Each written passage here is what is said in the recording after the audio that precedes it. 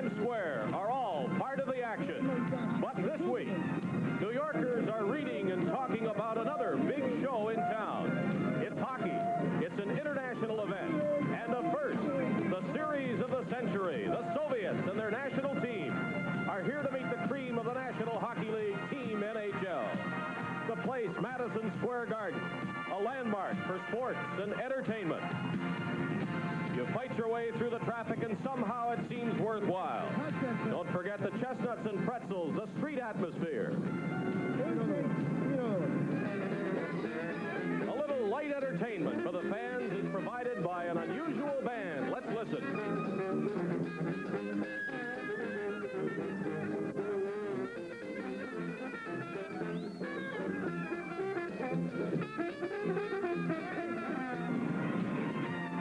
Programs for this three-game series are not only a valuable souvenir, but a must to identify the Soviet nationals.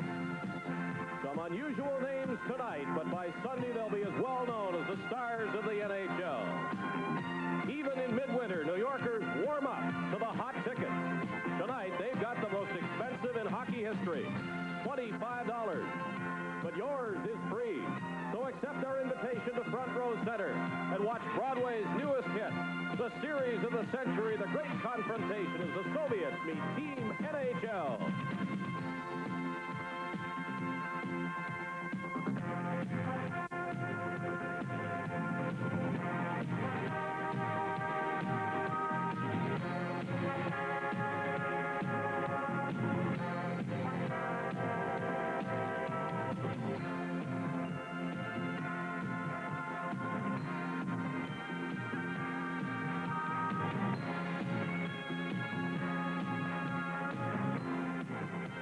One of the series of the century, the Challenge Cup, is brought to you by your Chevrolet Oldsmobile and Chevrolet truck dealers, and by your Pontiac Buick GMC truck dealers across Canada, and by Molson, Canada's name and beer since 1786.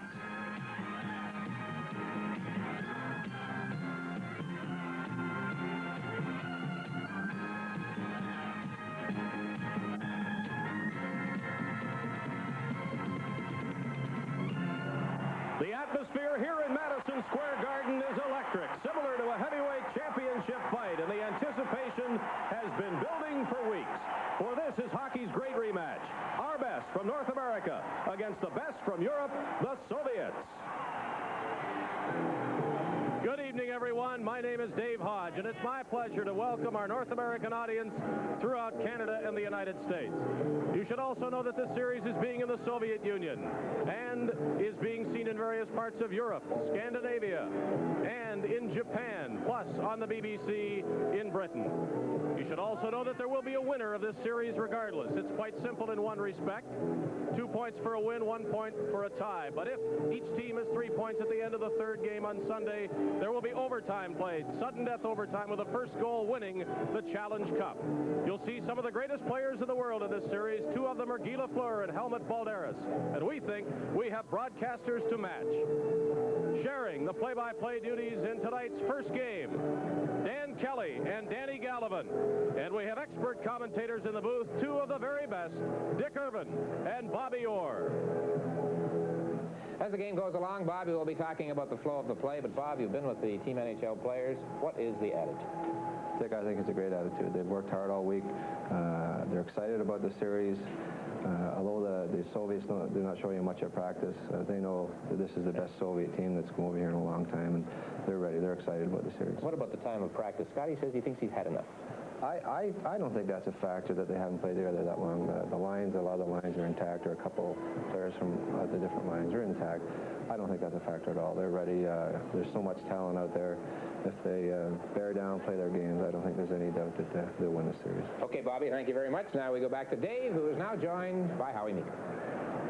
Now, he's been watching the Soviets for a long time. We hear they might change this time, play the body more, and shoot the puck more. What do you think of that? Well, if when Team Canada takes away center ice, they do shoot the puck in, and if they make a concentrated effort to control the offensive corners, but most important, in their own zone, free their forwards, their point men to come back and help out the defense when they're in trouble, oh, they're going to be real tough to beat. That sets the scene, and we're now ready for opening game ceremonies. We'll join the public address voice of Madison Square Garden right now, Carl Martin. Good evening, ladies and gentlemen, and welcome to Madison Square Garden.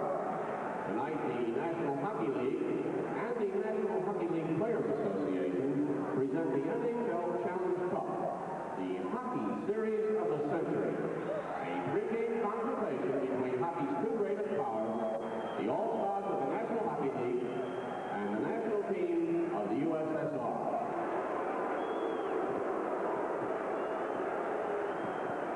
Ladies and gentlemen, here is the NHL Challenge Cup.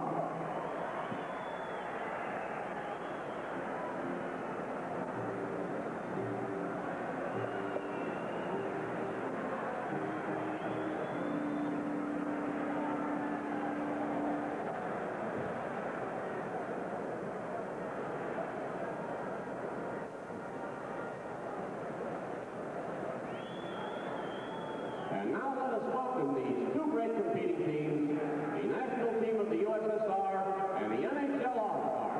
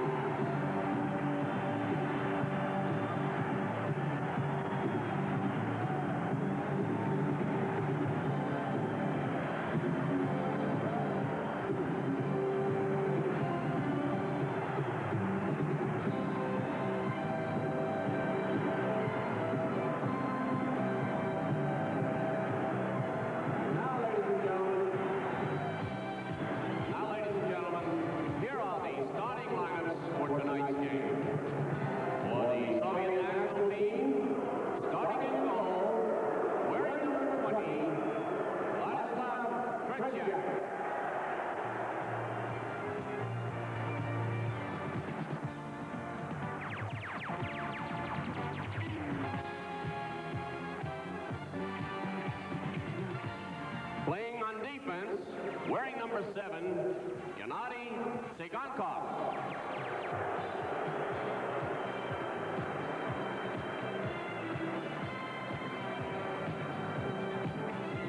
Also playing defense, wearing number 12, Sergei Starikov.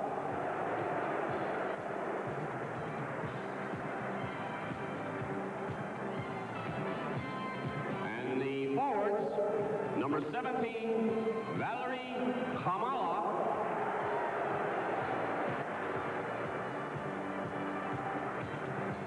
Number 16, Vladimir Petrov.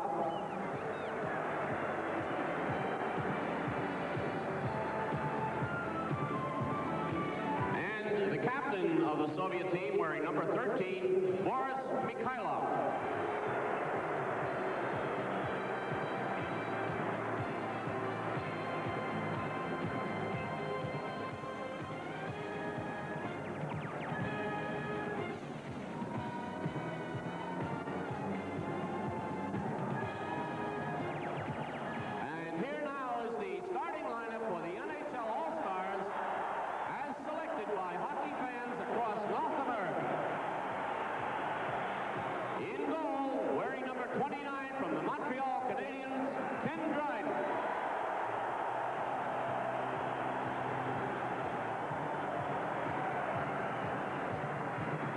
Defenseman from Montreal Canadiens, wearing number 19, Larry Robinson.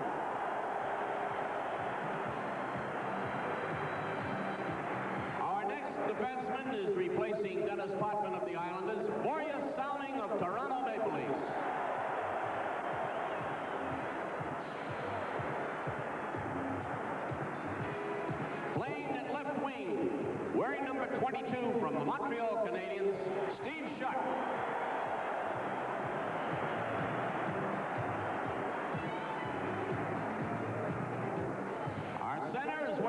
16. He's the captain of the team from Philadelphia, Bobby Clarke.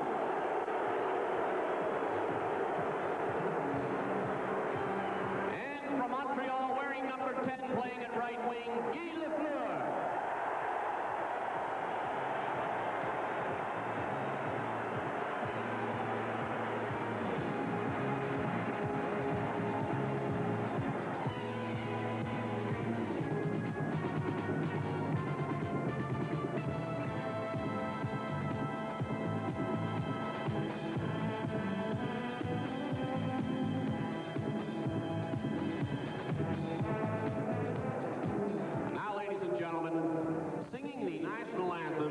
Soviet Union, Georgian Gillies, singing the Canadian national anthem, Roger Doucette, and singing the national anthem of the United States of America, Robert Merrill. And now, we ask you to rise for the singing of the national anthems, please.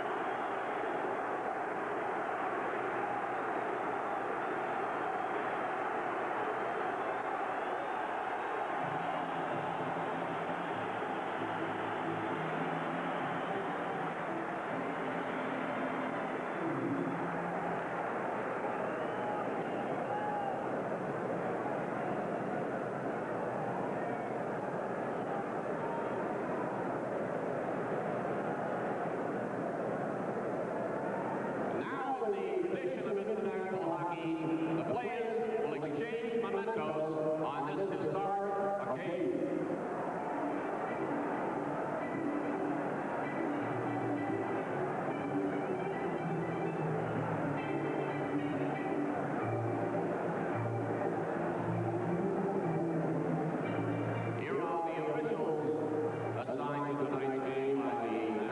The opening game ceremony, and now to a worldwide audience of 300 million, something that will be in no way ceremonial. This is the Challenge Cup, live from New York's Madison Square Garden.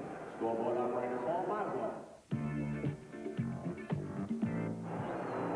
And so the city of New York is the scene for the eagerly awaited Challenge Cup. Tremendous atmosphere here at Madison Square Garden. Right now, let's meet tonight's game officials. My name's Ray Scapanello, and I'm one of the linesmen for this evening's game.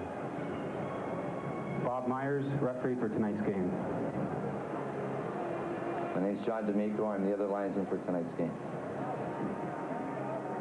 So, like the players, the officials under a lot of pressure in this big international confrontation. Bobby Clarke goes to center ice for Team NHL. And with the play-by-play as the game gets underway, my colleague Dan Kelly. Dan? Thank you, Dick Urban. Good evening, everyone. Game 1 of the Challenge Cup Series at Madison Square Garden in New York. Bobby Clarke, the captain of the NHL All-Star team, ready to face off, and now we're having a momentary delay. The starting goaltender for the Soviet Union, Vladislav Trottier, a man well known in international competition. And the starting goaltender for the National Hockey League, the Montreal Canadiens' great goaltender, Ken Dryden. Bob Myers standing at center ice, ready to drop the puck momentarily. And stepping in to take the face-off is Petrov, number 16 for the Soviet Union. Here we go in New York. Segenkov, number 7, firing it into the NHL zone. Borja Salming fired it back out. Soviet Union in red, the NHL All-Stars in their white uniforms. Steve Shutt into Bobby Clarke. Clarke into Lafleur. Shoots. There! Lafleur!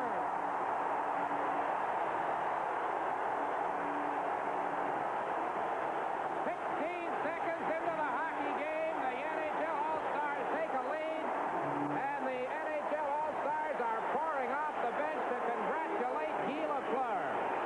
The fans chose the starting lineup. Clarke, Shutt, and Lafleur at forward, and then they did the combining. Shutt and Clarke inside the line, and a perfect pass from Bobby Clarke. Lafleur one-on-one against Trottier, the first shot of the series, and it's the first goal. Better angle of it right here, and there it is, Lafleur deking Trottier, a dramatic beginning for Team NHL. Shutt tied 2 men up at the blue line. Clarke moved in on a 2-on-1 break and gave it to Lafleur. And the NHL has an early 1-0 lead. Now Zlukov, number 22 for the Soviet Union. Fires it into the NHL end. Hustling back and in possession is Borja Salming. Salming trying to work it out of there. Salming, number 26 in this series. From the Toronto Maple Leafs, backhanding it on the board. Soviet Union had it momentarily, and now it's cleared, but not out. Zlukov holding it in. Now picked up by number 11, Gilbert Perreault. Lead pass on right wing. There's a centering pass for Sittler, and he's pulled down, and there's going to be a penalty to the Soviet Union, as the centering pass came from Lanny McDonald to Sittler, who was pulled down. The Challenge Cup, the series of the century.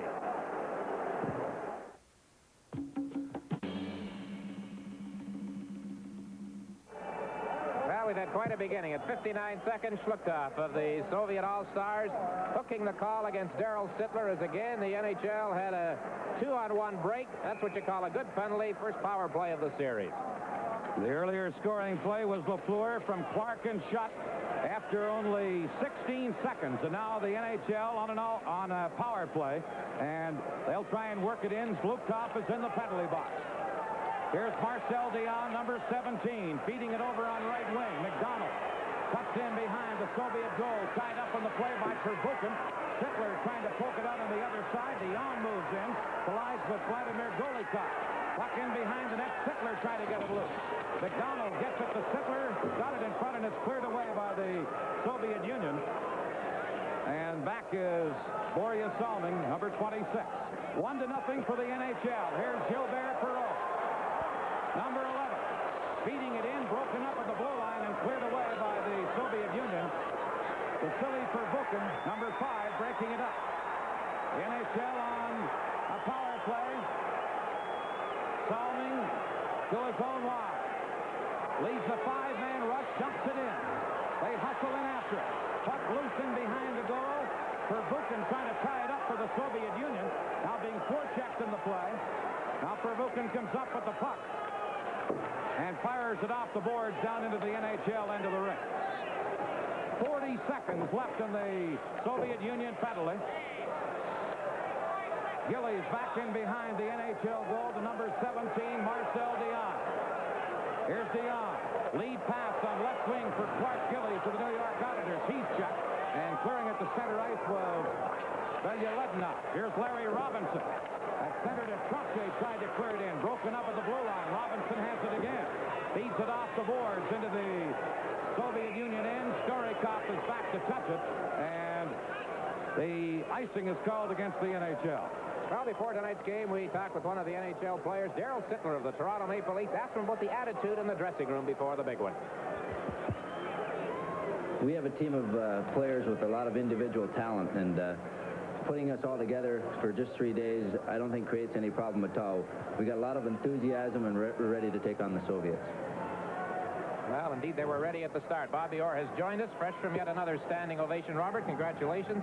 A quick goal, and almost another one. The Soviets are Caught it in an aisle. They're coming up. It was a great goal.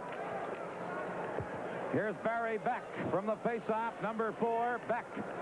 Behind the NHL goal, only 5 seconds left on the Soviets' penalty to Zlukov. Beck beating it in on the wing. Here's Trottier, number 20, fired it in front, and Trottier grabbed it and held on.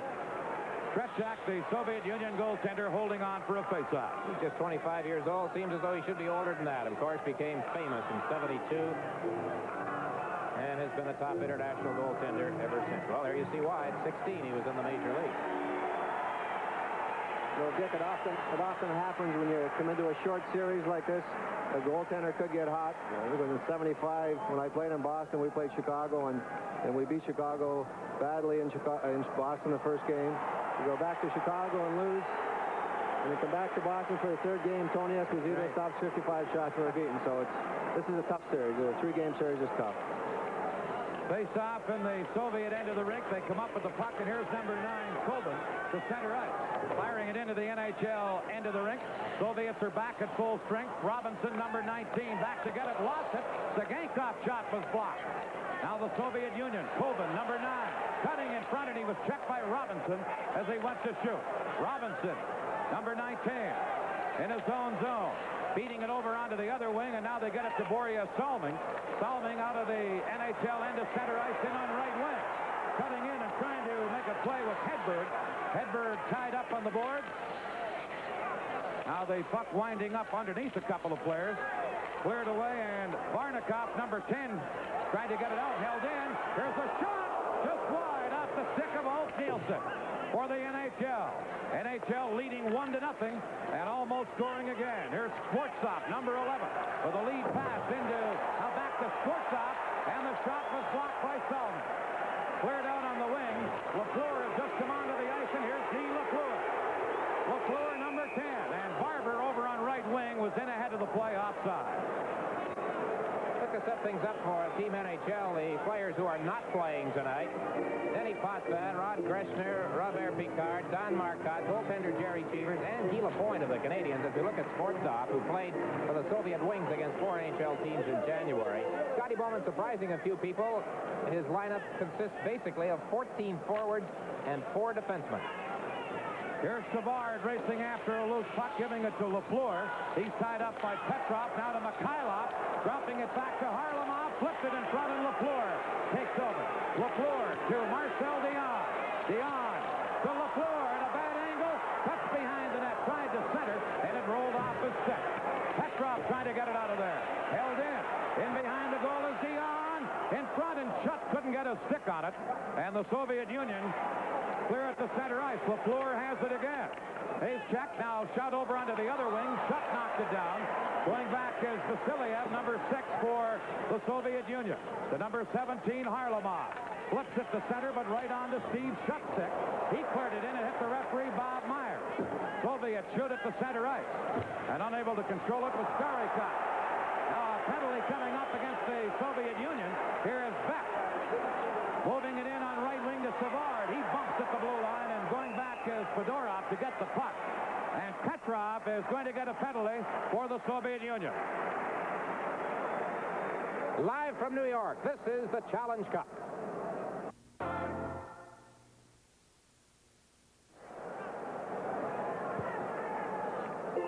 Second penalty of the hockey game. That one to Petrov for hooking on Steve Shutt. Bobby, the first NHL power play, the Soviets defended very well. If this is any indication how the series is going to go with the checking, Dick, first 5 minutes, the checking's been unbelievable, and the Soviets did a heck of a job killing off their first penalty. How about the skating? Unbelievable. Brian Trottier, number 20, ready for a face-off. NHL trying to hold it in. They do. Trottier centers. Here's a shot by Bossy, blocked at the defense. And carrying back is Lukov for the Soviet Union, clearing it down the ice. Dryden sets it up for number 10, Guy Lafleur. Lafleur for Trottier.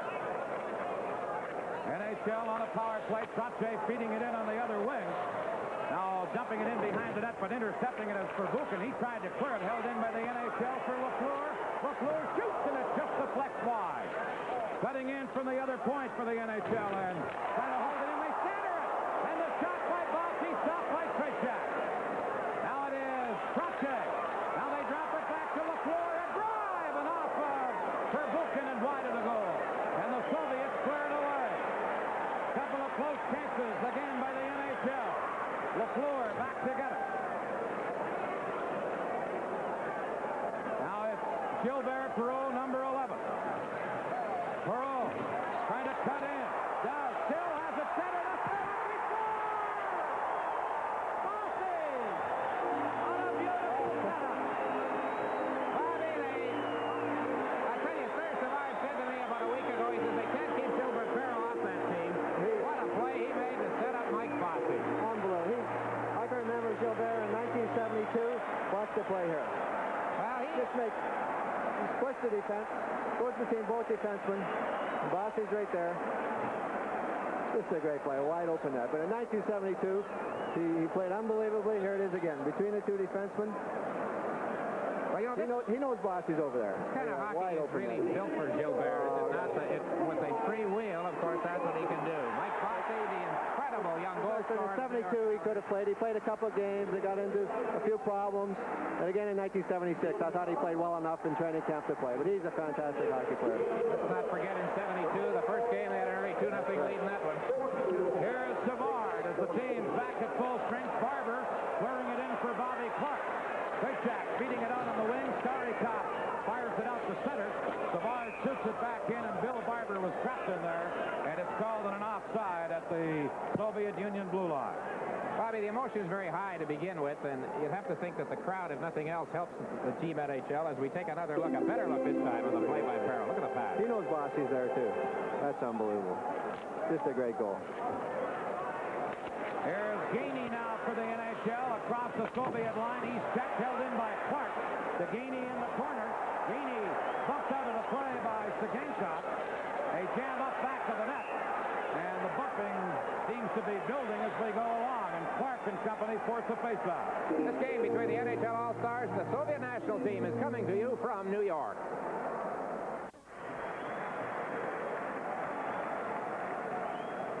Two to nothing for the NHL. Lafleur from Clarke and Shutt at 16 seconds, and then Bossy on a power play from Perreault and Lafleur at 6:42. Ready for a face-off to the right of the Soviet goal. Clarke wins the draw. Here's Barry Beck shot from the front. They score! Clarke or Barber, either one may have tipped it in as Beck wins the shot zone. I don't think it's going to count. I don't know. The NHL's upset. I don't think it's going to count. Hang on. No, the Face-off's coming outside the blue line. They're going to really kick it in, Bobby. Replay, Dick. The rule reads that you're supposed to The rule was kicked in. aim the puck into the net with your skate. I'm not so sure. Take a look here. Well, that just hit Barber's skate, I think.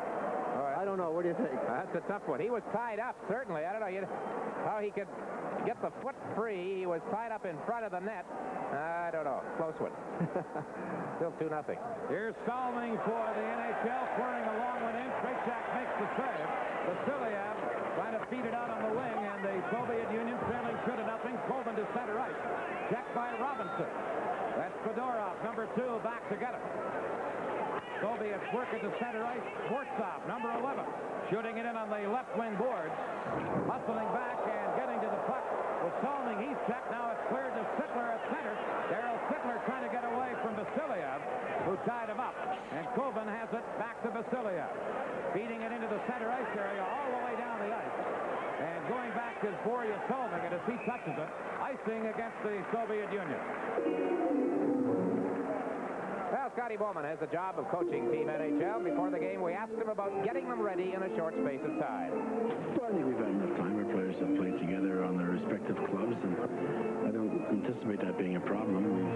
We very well know what the Soviet team is like. They've added some new players, and that's notwithstanding any surprises that they might pull off, but I think we know their basic plays.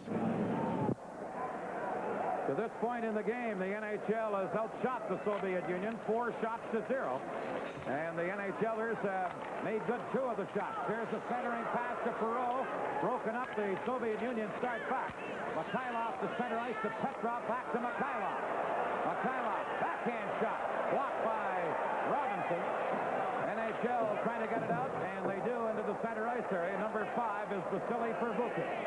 Over to his defense partner, who is Starikov, or Velyaledinov now, number 14. Velyaledinov. It is going into the rink. Rink-wide pass for Perreault. The Soviets work it to Petrov, number 16 at center. Petrov shoots it into the Soviet, or to the NHL end, and Lanny McDonald back to get it. McDonald is bumped behind the net. Going to be a penalty on the play.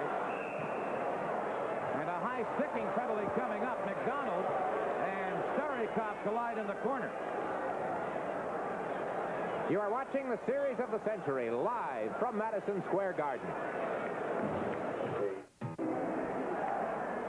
First power play chance for the Soviets, who are still looking for their first shot on goal. Lanny McDonald gets a high sticking call, and here you see the reason as McDonald and Mikhailov come together. So the Team NHL penalty killing unit out there.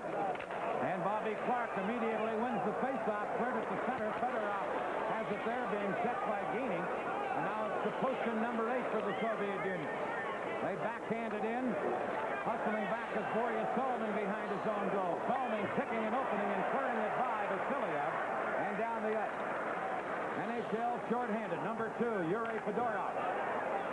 Working it to Vasiliev on right wing. He shot at the center. Savard has it, gives it to Gainey. Number 23, Gainey, back to Salming. As the NHL kill off the penalty, and Salming slaps it off the boards and down the ice. 2-0 for the NHL. 1 minute and 17 seconds left in the penalty. Lead pass for Balderas at center ice was too far. Gainey to the Soviet blue line. We're now to Savard. Savard flipping it over onto the other wing. And Kapustin, number 8, takes over. Kapustin with a pass in on right wing for Balderas. Shoots, and Bryan goes to his knees and makes his first save of the game. 9 minutes and 32 seconds into the first period before Kenny Dryden is tested by the Soviets. Lanny McDonald off for high sticking at 8:31. He has 59 seconds left to serve. I think, Scotty, here's the replay on a Kapustin shot. No hesitation. Use the defenseman. Was that Savard? Serge for a screen, and Kenny makes a great save. But I think Scotty has decided killing penalties is going to force a play, Dick. He's sending both Clarke and Gainey in deep, and I think it's confused the Soviets a little bit. From the face-off, Robinson to Savard in behind the net, flipping it and flipping it up over the glass, and the face-off again will be deep in the NHL end of the rink. Well, there's Sergei Makarov. He was in the World Junior Championship last year in Montreal, and he was outstanding. Was a substitute, if you will, for the Soviet national team in Prague at the World Championships, and has made the big team this year. A very highly regarded young man just out of junior hockey.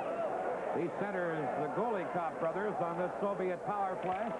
Face-off, and the NHL coming up with a draw and winning the face-off and clearing it into the center ice area was Zolf Nielsen. Soviet Union on the power play. In there forechecking again is Nielsen.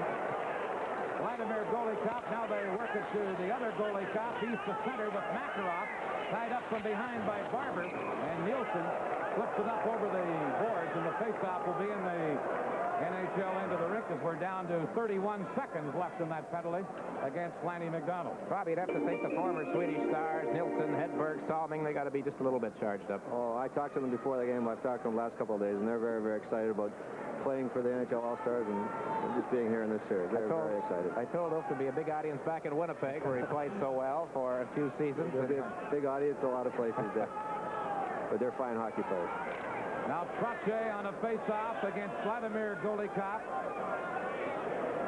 31 seconds left in McDonald's penalty. Now the other Golikov brother, Alexander, takes the face-off. Puck comes to the Soviet line. Makarov, the young player Dick Urban was talking about, works out of his own zone. Number 24, Makarov. Moving in, leaving it. Golikov shoots, and it's tough by Bryan. Alexander Golikov with a quick wrist shot. Well, there's the Russian head coach, Viktor Tikhonov, and we asked him before the game, and you'll hear his answer through an interpreter. What if the games get rough and fights break out? Several correspondents here in North America have asked me regarding the Soviet involvement if there is a fight. Why fight when we have so many millions of dollars worth of talent on the ice to show the public good hockey? Clarke on a face-off against Vladimir Golikov. Puck in behind the NHL goal from the face-off and cleared down the ice. 10 seconds left in McDonald's penalty. And that's Starikov, number 12, behind his own goal, to his defense partner, Sagenkov, as the Soviets start to work it out again. Sagenkov into the center ice area. Hustling in is Golikov. Check, another chance, Dryden the save! And the puck is cleared away by Robinson up over the glass. Good chances as the power play came to an end. This is live coverage of game number 1 for the Challenge Cup. This is Madison Square Garden, New York. I'm Dick Irvin, along with Danny Gallivan, Dan Kelly, and Bobby Orr in the broadcast booth. 9:19 left in the first period. Team NHL ahead 2-0. And the NHL is back at full strength. Perry Beck, number 4, feeding it out on the wing for Trottier. He's tied up on the play by Sportsock. Soviet holding it in, but now cleared to center ice by Bossy. Going to be a penalty to the NHL, I believe, to Clarke Gillies. Shot into the NHL end. Beck is back to get it, and as he does, time is called, and the penalty coming up, I believe, against Clarke Gillies. Could be a charging call against Gillies, who really reefed the Soviet player along the board just inside the NHL blue line. You're going to find that the Soviet players are so strong. They may not fight, but there's just no way. There it is. Get the elbows up a little high, but there's no way that we're going to run them out of the rink. They're so physically strong. They may not fight, but there's no way that we're going to run them out of the rink. They didn't come over here to be run out of the rink. They know we play a physical game, but there's no way we can run them out of the rink anymore. There was a time maybe we thought we could, maybe we could, but not now. Now, Team NHL facing back-to-back Soviet power plays right here. The man that Gillies hit was Mikhail Barnikov. Soviets on the power play now. Petrov gets the draw, but Savard trying to feed it out of there. Mikhailov knocked it down. Checked by Clarke, who got it to center. Now Harlamov, number 17 on right wing. Harlamov dropping it back to Petrov, to Harlamov. Harlamov on the right wing boards being watched by Gainey. Now back for Harlamov. Harlamov getting it to the point. Shot by Vasiliev. They score! Mikhailov on the rebound after Vasiliev shot was stopped. They were there to poke on the rebound, and Boris Mikhailov gets the the first Soviet goal. Well, Bobby, when you kill 2 penalties in a row like that, sometimes it can get you backed up a little too much. Well, against this team, their power play is so potent. We had a chance, Trottier had a chance to shoot it down. We didn't get it out. And makes a great stop on Vasilyev. And Mikhailov, I think, gets the rebound. I think he knocked it out of the air, Dick. Good timing for him. But with the Soviets, the power play is so strong, it's just a matter of time. 2-1. Here's Lafleur again, number 10 with a shot, and Trottier makes the glove save and held on. There's something the fans may not know, that the rule has been changed. I don't know if you've mentioned it, Dick, or not, but the goaltenders are allowed to freeze the puck. They waived that rule for this series. We're going to look at the goal by the Soviets, and right out in front of the net, Mikhailov is there. They leave him just for that instant in the slot, and as Bobby said, he whipped it out of the air. Vasilyev getting 1 assist. Here's Lafleur for the NHL trying to center it. Steve Shutt in front to Dionne. A shot. Great catch to save. Lafleur puts the rebound just wide. And the Soviets, Vasilyev, clears it to center ice to Balder. Off the stick and picked up by Robinson. Robinson couldn't clear it, but now Shutt does get it up for Dionne to Lafleur. Lafleur has it knocked off the stick. Robinson to Shutt. Shutt trying to feed it in. Balder's had it. Here is Steve Shutt on left wing. Shutt trying to make a play. Flips it over for Lafleur. Lafleur tied up, breaks loose, moves into Dionne and off his skate and cleared away in an interference penalty coming up against the Soviet Union. The Challenge Cup is coming to you live from New York. First major snowstorm of the winter season hit New York City yesterday. 7 inches fell. Didn't dampen the enthusiasm for the hockey series. Nice day today, and Madison Square Garden is jammed. The second penalty of the game to Schluchthoff of the Soviet Union, their third penalty. An earlier penalty was costly as the NHL scored on a power play by Mike Bossy. So Schluchthoff in the penalty box. Nielsen centering Shutt and Lafleur. Solving and Dionne will be the point men. On the face-off, Vladimir Golikov, I believe, is going to be tossed out of there by the linesman John D'Amico. He is. And his brother takes the face-off. NHL on the power play. Here's Nielsen to Lafleur. Lafleur to Dionne. Dionne to Solving to Lafleur. The shot blocked at the defense. And the Soviets hook Lafleur, and then Alexander Golikov clears it down the ice. Dryden feeding it to Dionne. NHL leading 2-1. 7 minutes, 15 seconds left in the first period. Here's Dionne on left wing to Shutt. Shutt bumped on the play, and coming up with it is Belyaledinov. He's checked. Dionne starts back and tied up at the blue line, and the play was offside anyway at the Soviet blue line. Well, there's the fellow who has the penalty, Viktor Zlutkov, and he is a character in the Soviet workouts. He has been one of the players, and you don't see many of them in the Soviet team, who's been laughing, joking, talking, and not too many of them do that. The Soviets don't have any specialists. If it's your turn to be on the ice, you could be on the power play, you could kill the penalty, and right now Coach Tikhonov has the Golikov brothers out there. And as penalty killers, NHL still with the man advantage. Boria Solving having trouble against Vladimir Golikov and goes back behind the NHL goal. 1:13 left in the Soviet penalty. Solving out of his own zone to Perreault on right wing, knocked away by Perbukin. Now Alexander Golikov back to the line for Belyaledinov, over for Perbukin. To Belyaledinov again. Belyaledinov to center ice for Alexander Golikov, who cleared it down the ice. Here's Lafleur, dropping it to Boria Solving. The NHL on the power play. Solving feeding it in on the wing. They dump it in behind the net. Hustling back is Belyaledinov. He's tied up in the corner. Sittler in there trying to get it loose. Now Belyaledinov moving out on left wing and clears it off the boards and down the ice. Lafleur going back. 28 seconds left in the penalty. Lafleur over on left wing to Sittler. Now to Trottier. Picked up on the right side. Here's Bossy to Trottier, and intercepting it with Starikov. He goes to the corner. NHL trying to work it in front. Cleared away by Sigankov off the boards down the ice. And Savard going back together. Only 8 seconds seconds left in the Soviet penalty. Serge Savard checked, and as Petrov knocked it in, Mikhailov was trapped in there offside at the NHL blue line. Bobby, a lot of talent, and as you pointed out at the top of the show, the boys put the pressure on. Feel pretty good about all this. Well, they're excited about playing, and in the first 10 minutes, they had everything going. Up 2-0 on that power play there. I didn't think they skated like they did on their earlier power plays, and I've yet to see a power play that would work if you didn't skate and dump it in and going after it. And we didn't do it, and the Soviets killed it off very well. What a chance Dionne had there just before the penalty, and Trottier was up to his old tricks again. Trottier winning the face-off, getting it to Savard. Now Blue Top is back on. The Soviets have killed it off. Puck cleared down the ice. Starikov back to get it. Clearing it on the board. Can't get it out of there. Now the Soviets do work at the center ice. Here's Petrov shooting it in, but right on to Serge Savard's stick. Lead pass on left wing for Clarke. Gillies. Gillies is checked in the play by Sittler. They fall heavily into the boards, and back comes Mikhailov.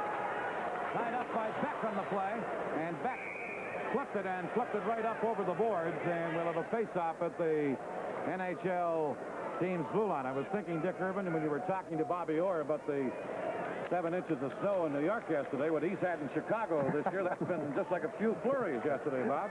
It's been a rough winter, Dan. The captain of the Soviet team, Mikhailov, out on right wing. He scored their goal on a rebound. Here's Petrov to Harlamov. Harlamov, number 17, always a dangerous player, leaving it at the point, and the shot by Starikov was cleared by Bryan, and then dumped out into the center ice area and up over the boards by Clarke Gillies. Look at the crowd, or a portion thereof, that seems to have jammed this building. There was a story this morning in the press that there were tickets still available, but I think whatever tickets were available were purchased between then and game time. Soviets with Petrov, Harlamov, and Mikhailov. Here is Beck firing it around on the boards on the other wing. Comes to center ice. Harlamov has it there. Gillies trying to steal it. Gillies got it across the line. Now the NHL on the attack. Centering pass right through the goal crate. And back come the Soviets. Here's Harlamov. Checked by Beck, who cleared it around on the board. Hedberg, number 15, got it to center ice. Petrov knocked it down. Petrov beating it ahead. Soviets drop it to Harlamov. He's checked by Barber, who flips it to center. Now Gainey got it to the NHL line, and Barry Beck to Barber, ahead on the wing for Gainey. Gainey trying to work around down. Shoot! Beautiful play by Bob Gainey. Boy, that's what you might call a bit of an unexpected goal, Bobby. Defensive player of the year there. What a great goal. Watch how he gets his body out. Here's a good... Gets his body out there, and there's no way he can stop him. What a great shot by Bobby. Just a great goal. A better look at it here. Starikov was the Soviet defender, number 12. Gainey kind of gave him a bit of a change of pace as he moved around him, and he found the opening top corner short side. 3-1 NHL. Barber gets an assist, but a great move by Gainey going down the right side. Now Zlukov in his own end. Passing it over for the defenseman Fedorov, number 2. Got it into the NHL zone. Zlukov holding it in. Now Clarke for Gainey. Too far ahead, and Vasiliev, number 6, back in his own zone. Here's Clarke in forechecking on Kapustin. Now they work it out on right wing to Zlukov, and off his stick up over the boards into the penalty box. Here's Bob Gainey, who is a little bit doubtful as this all got started. He missed the Canadiens' last game prior to the All-Star break. Hamstring pull. Didn't skate until the second practice in, and there it is. Bob, I was thinking, though, just prior to that goal, the Soviets were starting to take the play away from I thought they were, Dick. 15:48 the time of the goal. Gainey from Barber and Beck, the scoring play to make it 3-1. Now the Soviets working it to the NHL line. Dryden clears the long shot away. Working it out on the left side for Gainey. Too far ahead. Clarke hustling down after it. Beaten to the puck by Zlukov, number 22. He runs Clarke in against the board. Now Balderas, number 19. Shot it right onto Gainey's stick. Gainey fires the long one back in. Paycheck makes the save. And Fedorov out of his own zone. Long shot wide of the goal. Dryden sets it up for Robinson. Cleared it on the board. Serge knocked down on the play. Here's a centering pass by Slukov, and unable to get a stick on it was Kapustin. The NHL have a 3-on-1 break, but Vasiliev was there to poke it away. Now Gilbert Perreault comes up with the puck, but then when Balderas touched it, it was called on a delayed offside. 2 minutes and 49 seconds left in the first period. Let's go down to our studios and join Dave Hodge.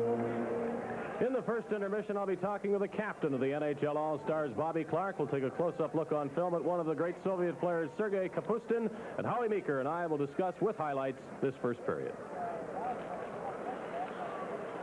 NHL 3, the Soviet Union 1. Savard shot at the center ice. Now Schwarzkopf getting it in on the wing. Schwarzkopf takes the bump. Soviets controlling it. Schwarzkopf centering it and broken up by Savard as Varnikov let the weak shot go. Now Varnikov trying to work it in front. Perreault cleared it on the boards, and McDonald shoots it down into the Soviet zone with Vilyaletdinov, number 14, back to pick it up. Vilyaletdinov feeding it up the middle. Varnikov has it. Now over onto the other wing, and Perreault carries. Perreault in across the line, flipping it through Potvin. He's checked, and back comes Beck. Barry Beck with a lead pass up over the boards near the Soviet bench, and the faceoff will be just inside the NHL blue line. Well, it's a fellow that they said could be one of the roughest of the Soviet players, Vasily Perreault. But Bobby mentioned that you just don't push these fellows around anymore. He's a newcomer into the national scene the last few years, and he can be rough. Soviets are missing 3 strong players.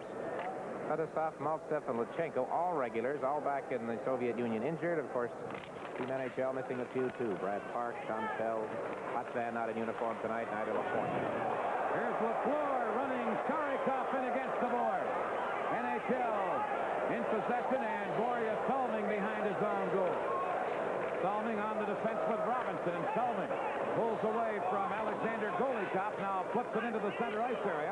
Shutt to Dionne, popped over his stick, but Lafleur has it. Lafleur in on right wing, and the pass goes off the stick of Alexander Golikov up over the glass.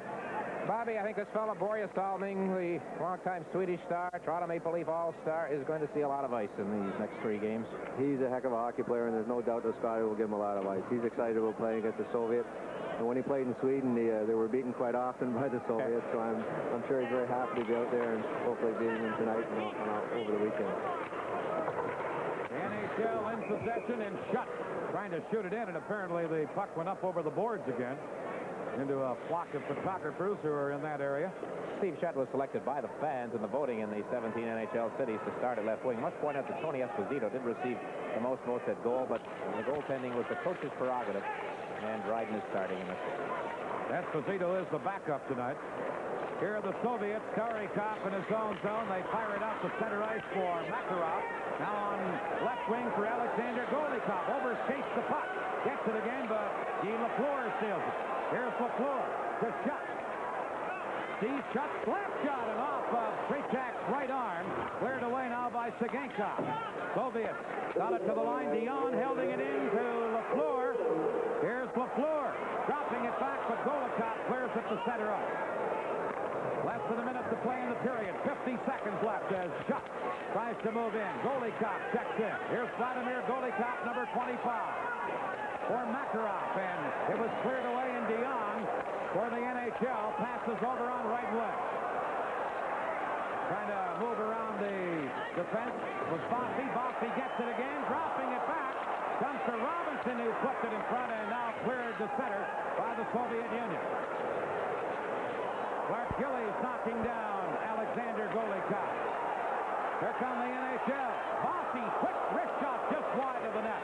Now Trottier dropping it back.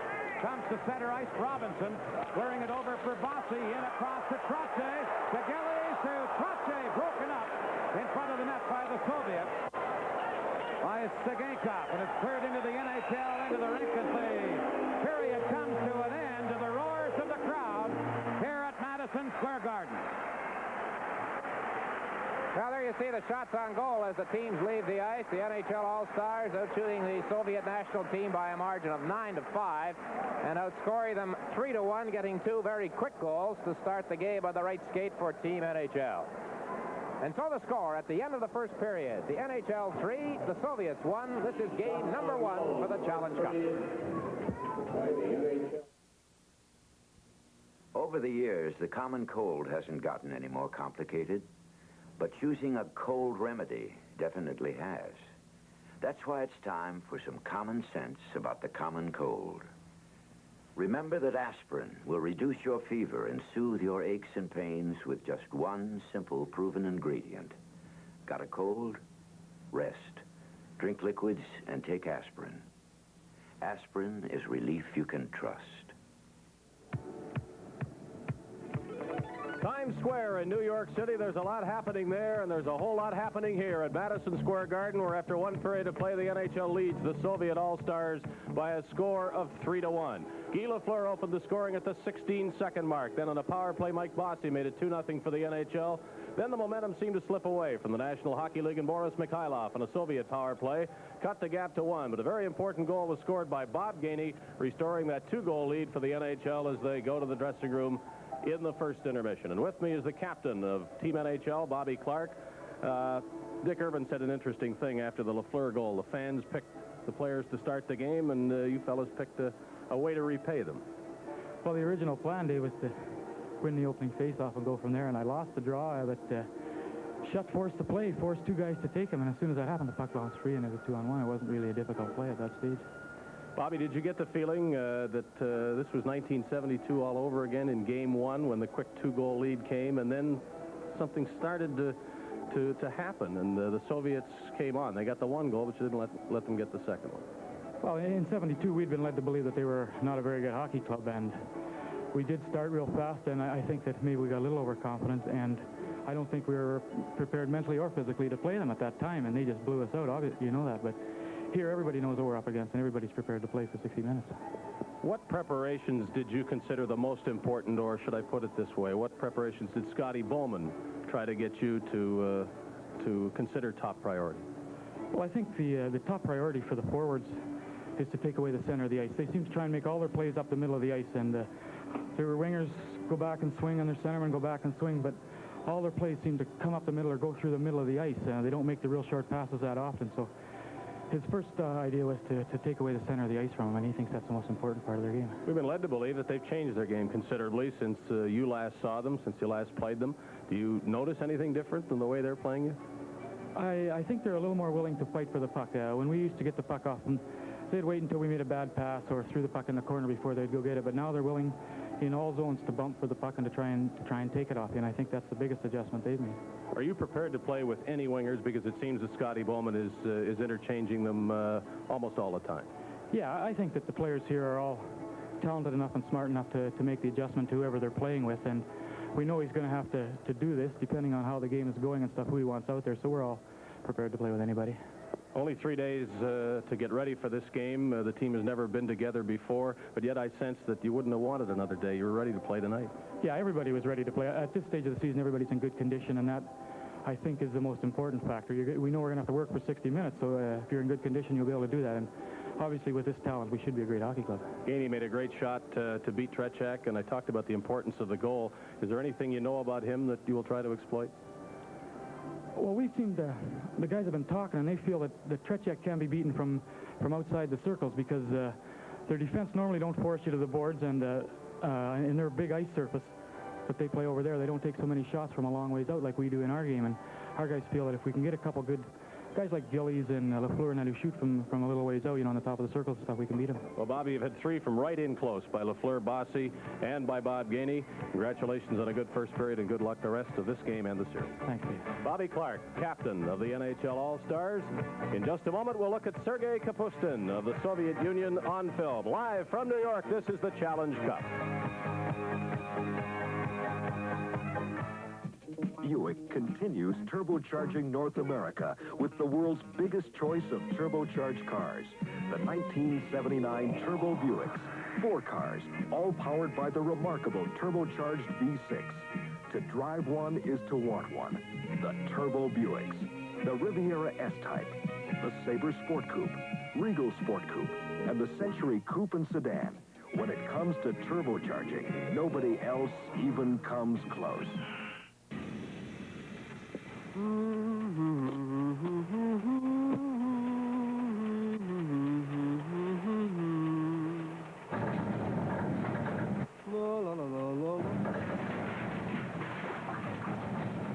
a close, convenient shave, the Phillips shave rechargeable or the blade.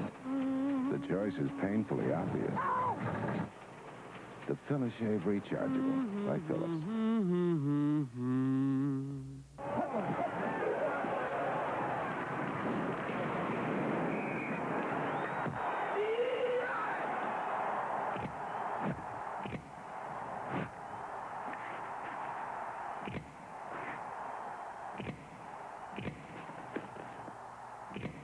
The next time you get into a car, protect yourself, too. Wear your seatbelt.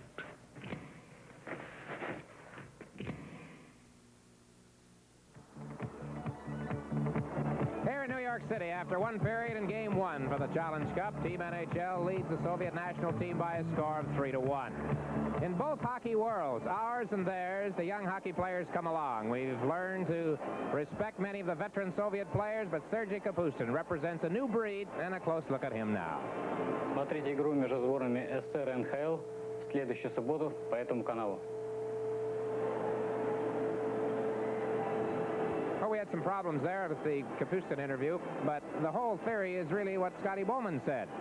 As you listen to his voice during the course of that first period, he said they know what the Soviets are like, they know what they can do, but he says there are the new players that come along every year at these major international confrontations, and they're the ones that cause a little bit of questioning in the minds of the coaches and the players from the teams from our side. Here, from a Team NHL standpoint, you have players like Bryan, Trottier, Mike Bossy, Barry, Beck, all youngsters getting their first taste of this kind of competition. So, it's interesting for the veterans and for the youngsters. And again, we show you Serge Kapustin.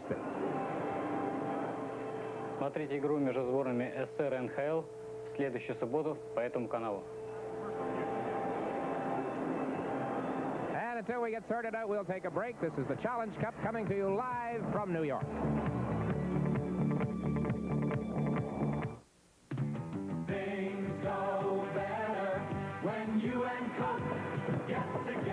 Things like the Charlottetown Festival. Searching for Saskatchewan. Calgary Stampede. Things go better when you and Coke get Heart's Content. Coke has life. Coca-Cola has life. Thinking about going somewhere? Then come with us.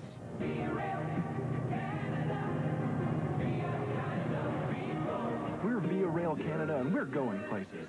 At Via, there's a choice of tours and a choice of ways to go.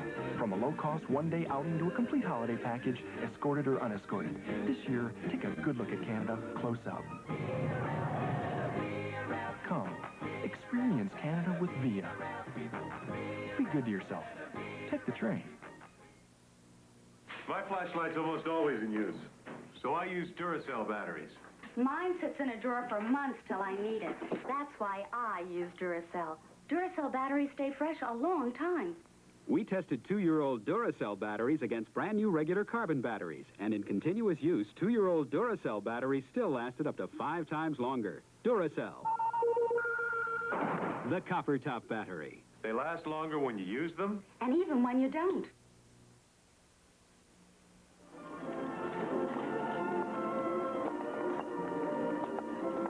Boris Mikhailov, seen here giving his son a puck control lesson, is the captain and heart of the Soviet national team. But this player, number 8, Sergei Kapustin, is now acclaimed as the Soviet star most likely to make things happen out on the ice. Kapustin started playing hockey when he was 12 at a children's sports school in Ukhta, northeast of Moscow in a rather cold part of Russia. He played first division hockey from 1968 to 70, then was invited to join Moscow's Wings of the Soviet in the Major League. Kapustin played 6 seasons for Wings before he was transferred to Central Red Army, where he could play regularly with his line mates from the national team, Viktor Zhlukov and Helmut Balderas. Earlier, when he was with the Wings, a severe shoulder injury threatened to end his career. In fact, his shoulder was re-injured 8 times, finally necessitating complex surgery. But now he's fine, as anybody who plays against him will tell you. The Kapustins, Sergei, his wife Tatiana, and their 2-year-old son live in an apartment just off Leningrad Avenue, one of Moscow's major traffic arteries, and a short drive from the Central Red Army Sports Complex, where Sergei trains every day with his regular club team.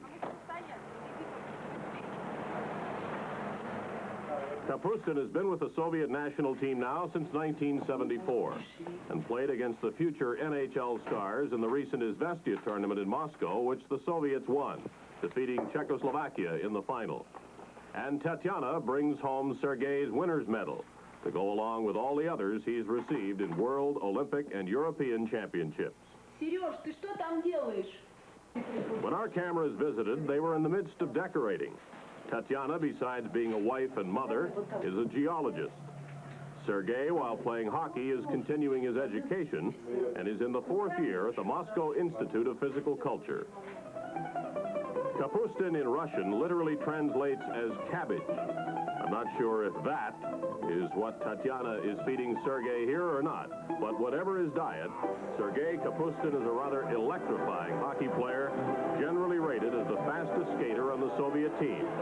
He and his line mates, Balderas and Zluktov, know where the goal is, and together they form the #1 attacking trio in Soviet hockey today.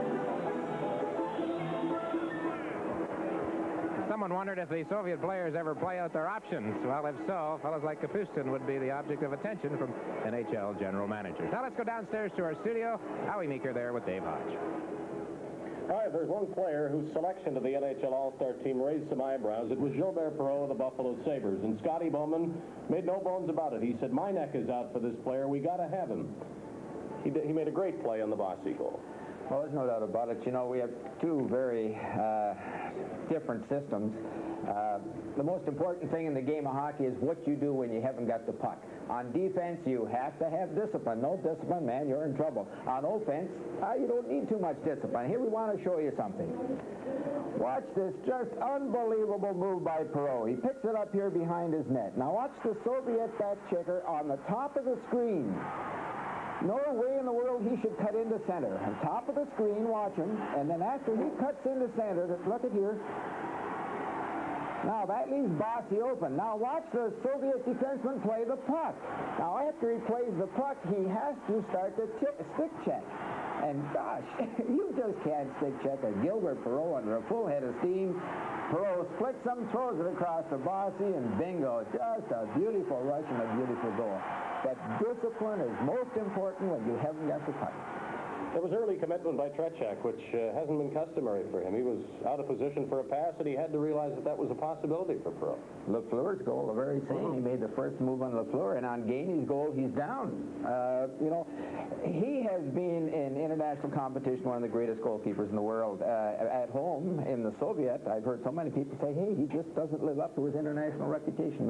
Maybe we caught him on an off night. But I'll tell you, I'd hate to be shooting against that team NHL tonight that gets some superstars. The Soviet Union scored on a power play by Boris Mikhailov, and we've seen that time and again. You can't give them the man of net. Watch in front of the net. Again, the Soviets do something different. It's very strange that they have a man in front of the net, and as the shot comes from the point, you'll see Selming. Selming had the man, backed off too far, possibly so Dryden could make the save, and then couldn't recover in time from the high loft. I think he gulped it, hit the puck before it hit the ice.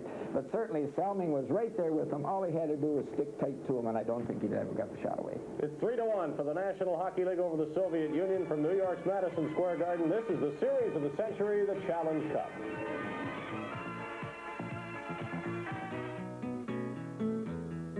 Ever get the urge to just let your imagination run wild? Open up your life with a GMC truck. Get out there and really do it. Like a GMC van that you can make into your own private world. A pickup maybe, or for riding the high country, a Jimmy with 4-wheel drive. And if pulling power is what you're after, try hitching up to a GMC Suburban. GMC. Trucking's what we're all about. More than a 1 in 3 chance you will win something.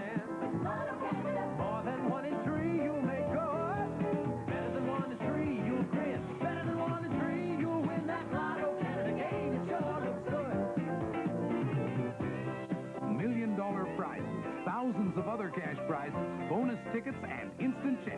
Now your Lotto Canada pouch has better than a 1 in 3 chance to win something. That Lotto Canada game, it sure is good. The Russians are here with all their great stars against the best of the NHL. Game 2 from Madison Square Garden will be on CBC at 2 p.m. Eastern Time on Saturday.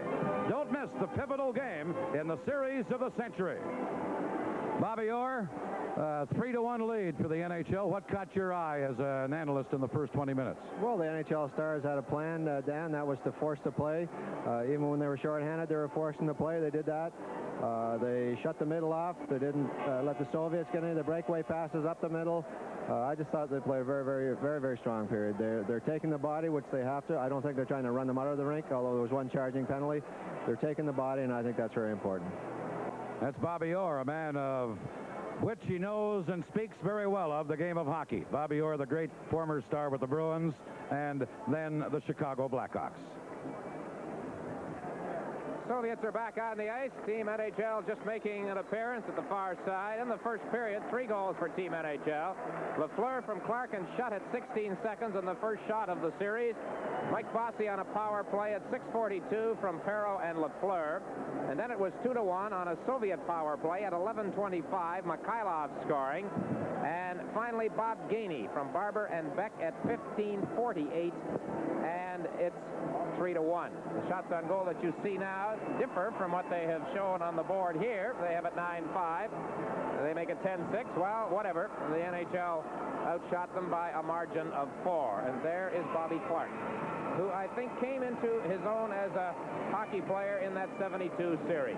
Steve Shutt, an all-star left winger in the NHL. The last few weeks playing some great hockey. Guy Lafleur, who started things with that goal at the 16-second mark, and goaltender Ken Dryden. Some controversy surrounding Kenny whenever he plays against the Soviet Union. He was beaten for 1 goal, facing 5, or if you will, 6 shots, whatever stats you want to believe. Oh, they've changed it in the building, so it is 10-6. And Ken Dryden's in the net. And we have our friend Dave Liardi here from the Spectrum in Philadelphia. And they tell me that he was up all night, didn't have school apparently yesterday because of the snowstorm in this area. So the sign man got a chance to get in some extra work down in Philly, and he's here tonight. And he is at work. Some of the rule changes, Bobby mentioned the fact that the goaltenders can freeze the puck without fear of being penalized. And the Soviets also requested and received permission to use whatever bend curvature of the stick that they wanted. And these concessions were made to them. In return, they allowed Team NHL to name a 26-team roster rather than 25. And that's how Guy Lapointe of Montreal is now on the roster. He will be joining the team for a workout tomorrow. Lapointe has been ill with a very severe case of the flu. Okay, start of the second period. Here's Dan Kelly.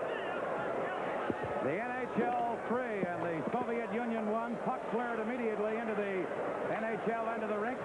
Try and work at the Sittler on left wing. Too far ahead for him. And number 12, Starikov for Harlamov off his stick and into the NHL zone. Robinson, number 19, back to get it. Here's Robinson on left wing. Robinson lugs it all the way in. Backhands one. Trottier cleared it away. Now Robinson takes Sittler's pass. Couldn't get a shot away. Robinson has it again.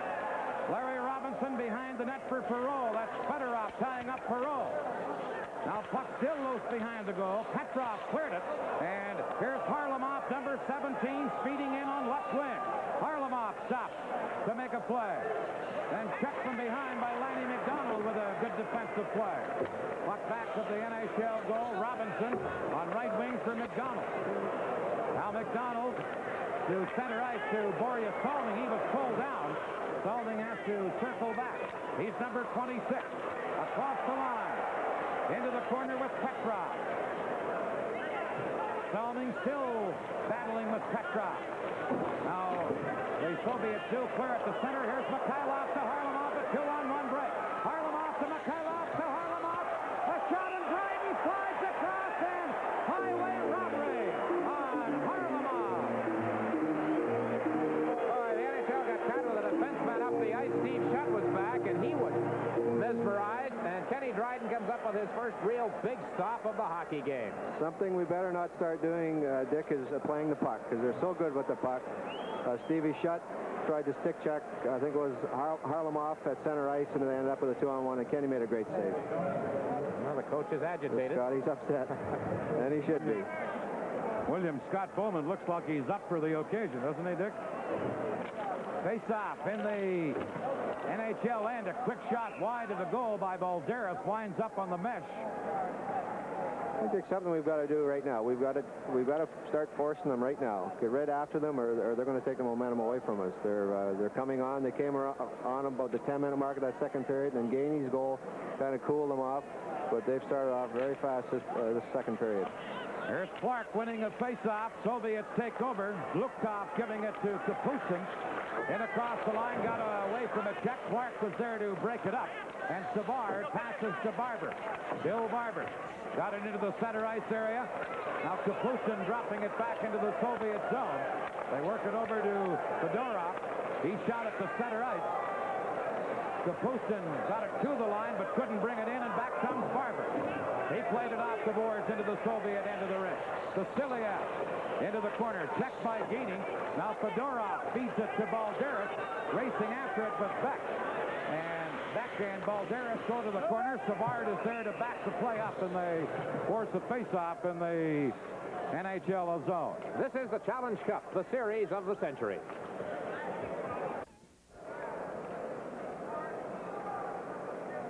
The Challenge Cup from Madison Square Garden in New York. The NHL on goals by Lafleur, Bossy, and Gainey, leading the Soviet Union 3-1. Mikhailov has scored their only goal.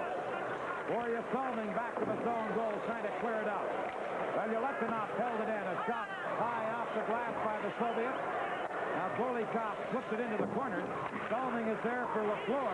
Got it to the line for Buchan, holding it in. He's checked. Now Golikov moving in. Shoots straight and just got his glove on it. And Lafleur takes over. Lafleur checked at center. Held in front. Golikov shoots. Makarov took the pass and Biden stopped him. That's Makarov, number 24. Has it again. He's out with the Golikov brothers. Across the line, Solming clearing it away. And Lafleur to Dionne. Lead pass to Shutt. Velyaletdinov is back to cover up, and Perreault, number 5, takes over. Perreault in his own zone, trying to clear it. Lafleur holding it in. Centered pass was in behind. Now Shutt hit the side of the net. Lafleur gets it again to Steve Shutt. Shutt pinned against the boards by Golikov.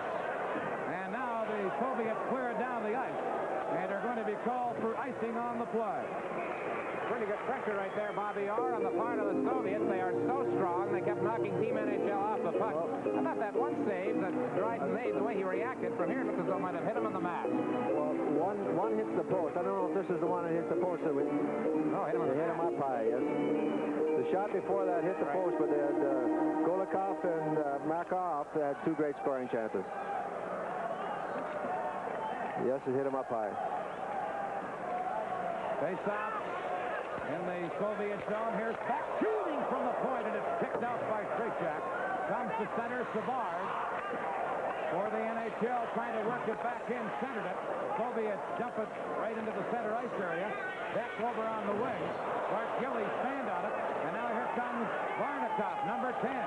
Moving in, dropping it back. A shot for Sportsoff was dropped down on a heavy check. Now in possession, Coben, number 9. It's back to the point.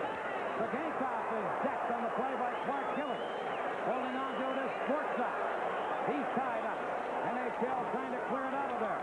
Soviets get it, a shot, and blocked at the defense by Savard. And then cleared to center ice by the NHL. Here's Starikov moving in on right wing. Centered it, Bryan the save, and at the side of the net, Potvin couldn't poke it in. Now, here's Bossy to center ice. Over on left wing to Gillies. Gillies upended on the play by Starikov, and the Soviets start back. Feed it to center ice. Petrov dropping it back to Gankov and across the line for Varnikov offside at the NHL blue line. And the coach is still agitated. He always is, though, Dan, it would seem. Pretty good skating right here, and Clarke Gillies is laying on the body. Serge Savard, I believe I'm right here. Well, Montreal. He's played on 7 Stanley Cup teams in Montreal. Has never played in a losing series against Soviet competition. I don't think he's ever played in a losing game in some individual, in games by themselves. He was with the Team Canada aggregations in both 1972 and 1976. He was one of that big three from Montreal. Robinson is here. Lapointe should be in action in game 2. Here's Vasily after the Soviets. To Harlamov, number 17, checked by Lanny, McDonald, and Sittler. Passes it in for Perreault. Here's Perreault doing some stick handling. Fedorov checked him at center. McDonald couldn't get it. Robinson held it in, however, and the puck flips up over the glass, and the faceoff will be in the Soviet zone. Bobby Darryl Sittler, normally a center man, playing on the wing. With Darryl's ability, Dick, I think he could play anywhere. He's played very, very well on left wing, and I don't think he's played there that much, but he's doing a heck of a job on left wing. Perreault is the center, Sittler on left wing, McDonald on right wing. Soviets dump it in. Coleman back to get it over to Darryl Sittler, trying to clear it. Petrov held it into Harlamov. Back to Petrov, shoots, and Bryan kicked out the right pass. Back is McDonald, number 8. Lanny McDonald. Flipping it to Sittler, and it hops over his stick. Now behind the goal, the Soviets try and shoot it. Solomon holding it in. Shoots, and Trottier makes the save, and I don't think he ever saw the shot. Cleared to center, and then up over the boards of the NHL bench. Yeah, and I think he was hurt too, Dan. Trottier seems to be a bit shaken up. Live from New York, this is the Challenge Cup. This is Dick Irvin in the broadcast booth at Madison Square Garden, along with Bobby Orr, Dan Kelly, Danny Gallivan, Dave Hodge, and Howie Meeker, and we hope you're enjoying this game 1 as much as we are. 3-1 for the NHL. Gainey working it in on right wing to Barber, now to Gainey. Gainey being tied up by Velyaletnov. Now Balderas, number 19, across the line. Leaves it for Glukov, but the play is offside at the NHL blue line, and that's where the faceoff will be. Bobby, there were 30 faceoffs in the first period. The NHL won 20. 9 of 10 in their own end of the rink. Well, that's the key. Control of the puck is the key, and if you get those faceoffs, you've got control of the puck. Bobby Clarke just wins another one. Savard gives it to Clarke, who flips it in. Now along the boards, Clarke coming up with the puck to Gainey. Gainey moving in, shot one, didn't get good one on the shot, and Trottier slid across, made the save, and held on. Bobby hesitated a little bit there, Dick. He went to shoot, he tried to hold it, and it rolled off his stick. But Clarke made a heck of a play to him. I tell you, this defensive line, if you will, you think of them as a defensive line, Gainey, Clarke, and Barber, but they've had some good scoring chances, and Gainey has the 3rd goal in this hockey game. I think Bob Gainey was a little surprised he had some skating room there. Gainey ready for the face-off as Clarke battles Glukov for the draw to the left of the Soviet goal. The Soviets come up with it this time, and Kapustin, number 8, trying to get away from Clarke. Gainey knocks it off the stick, and the Soviets have to regroup. Velyaletnov, number 14, flipping it up the middle. Knocked away, and Gainey backhands one into the Soviet zone. Back is number 5 for Buchan. He almost lost it. Barber couldn't catch up with him. Now Kapustin, number 8, trying to work around Savard. Kapustin tied up by Savard. And Savard kicks the puck free on the board. The NHL couldn't get it out. Velyaletnov held it in. Dryden now feeds it out on right wing for Barber. Here's Barber. Pass to Gainey was behind him. Gainey, number 23, firing it into the Soviet zone. Perreault is back after it. Perreault out at center ice for Kapustin. He gives it to Balderas, shoots it into the NHL zone. And Robinson for the NHL to Lafleur on right wing. Can't catch up with the pass. Here's Dionne trying his luck. He feeds it. Velyaletnov knocked it down. Here's Velyaletnov, number 14, dropping it back. Comes to the corner. Robinson is there against Golikov. Now passes it out on the wing. And Shutt feeds Lafleur. Lafleur to Dionne. Dionne across the line. And Golikov back checking. Takes Dionne out of the play at center to Robinson. A drive! That's Petchak. Kicked it out. And back comes Makarov, number 24. Works into the corner. Runs into a dead end there against Boryasov. Robinson trying to clear it. Now Golikov is checked. Robinson feeds it out for Steve Shutt to Lafleur, who had the pass, didn't know he had it, and has to circle back. Guy Lafleur, number 10, doing some fancy stick handling. Into Dionne, back to Lafleur. Lafleur, a backhander, and he hit the side of the net. Zagankov clear it. It comes to center. Hustling after it was Alexander Golikov, but Salming beats him to it. Salming on the right wing boards. Out to Lafleur. Feeds ahead. And across the line is Clarke Gillies. Gillies back to the net. Playing very aggressively. Tied up by Saginka. NHL trying center at Gillies. A backhand. He scores! With Gillies! Gainey in the class in Montreal stuff right, bro. Well, I mean, the Soviets did something there they are famous for not doing, and it's costing up the pussies in their own zone. Watch the play. Gillies starts it by being strong on the boards. But watch the play Bossy makes here. Super. What a great play. And the backhand gets I guess that's why he's so high in the scoring too, Dick. I tell you, he knows. Just a great play. See, this is one of the reasons Bobby Scotty Bowman will keep the combinations together as best he can. Bossy, Gillies, Trottier, they know where each other is so often because they play together all the time. 4-1 NHL. Here's Trottier to Bossy now on right wing. Mike Bossy racing in. Tied up by Fedorov. Now Bossy checked on the play. Coming up with it is Trottier. Dropping it back. Here is Barry Beck. Shoots from the point, and Trottier just got his arm on it. Centered again, and Bossy's shot deflects to the corner. Here's Trottier and Basilia battling for it on the board. Around onto the other wing. Fedorov, number 2, beating it up the middle, and the NHL takes over at center ice. Beck giving it to Savard. 4-1 to the NHL All-Stars. Out at center ice. Dumped in for Trottier. He was going to the bench in a line change. So Vasiliev, number 6 for the Soviets. Passing it up to Varnikov, who's hemmed in against the boards by Lanny McDonald. This game between the NHL All-Stars and the Soviet national team is coming to you from New York.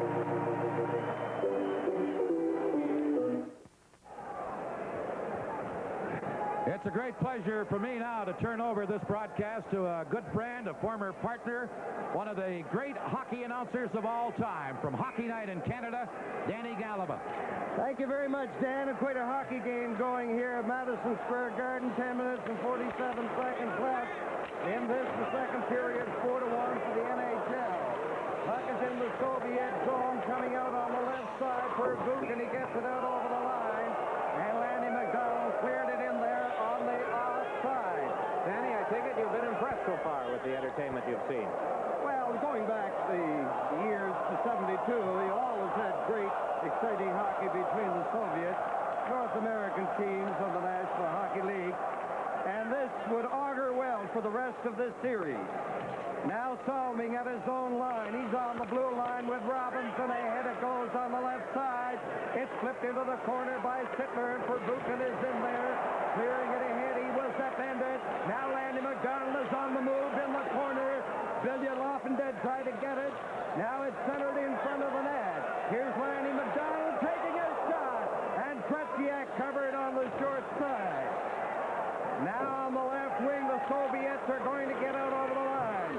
Perreault to Mikhailov. He's trying to get away from Salming. He's tied up. They jam in on the board, covering up the NHL, and they get a whistle and a face-off in deep NHL territory, and a happy Alan Eagleson. Well, so far...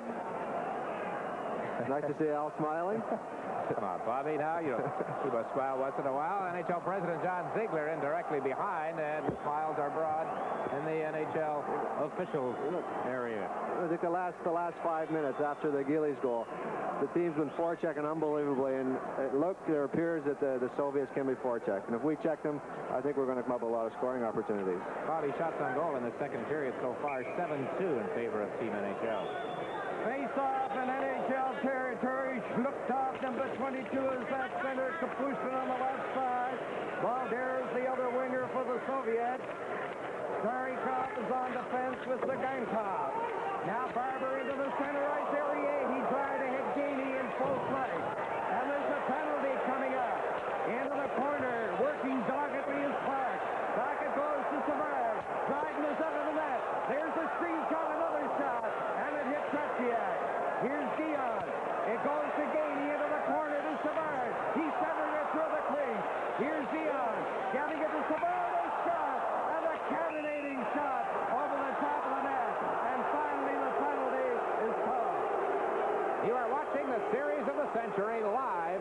Madison Square Garden. The penalty to Gainey, the Gamecock, number 7 of the Soviets. Bobby? A little holding here on Bob Gainey into the corner. Here's, talking about Bob Gainey, he's been injured. He had a pulled hamstring. He wasn't supposed to play in the series, or they weren't sure he was going to play in the series. Up to this point, he's been one of the stars there. He's a fantastic athlete. So on the power play, we have Nilsson of the New York Rangers at center. His line mate Hedberg is a forward, along with Lafleur. Salming is on. So it is 4-1 for the NHL over the Soviets. We have the goalie counts, penalty killings. Vukin is a defenseman. Vilya Lednov, number 14, is another defenseman. Good forechecking by the Soviets. NHL trying to get this attack organized. Now Hedberg hands it off to his man, Salming into the center ice area to Lafleur. And he's broken up at the line by Vilya Lednov. Now here's Hedberg. Tossing it off, coming in on the right side, but not penetrating too deeply was Nilsson. An excellent penalty-killing job so far by the Soviets. Here's Hedberg, and he couldn't penetrate. Now they try it again with Salming from the center ice area. Buzzing around are Soviets. It's in over the line, and Vilya Lednov, that sounds like a hockey team in itself, he cleared it down the ice. Robinson gets it up to Lafleur. Into the center ice area. Trottier sliding in as Gillies. Gillies dropping it back. Here's Robinson firing it back in there. And the Canadians have had not a good shot in this power play. It appears that the Soviets feel the same way as the NHL stars do, Dick, and that is they've got a forecheck, forced to play even when they're killing penalties. And they were doing a heck of a job on that one. Four of the Golikov brothers, one's 24, the other's 26, and they have done a super job killing penalties here tonight. And they were in deep. They were both right in behind the net. The Islanders line out there right now. Trottier at center ice, Bossy and Gillies in the wings. You might see a little forechecking here. So face-off in Soviet territory. Back to Savard. He takes a look, gives it to Gillies, the big right winger. Comes off the board. Into the corner. Bossy is trying to dig it out, but they get a whistle for a face-off in deep Soviet territory with 7 minutes and 36 seconds left as we look at Clarke Gillies. He's one of the stronger players in the league, and he's in the corner with Perreault, and he couldn't get away from him. So the Soviet players are very strong also. Now here's Gillies.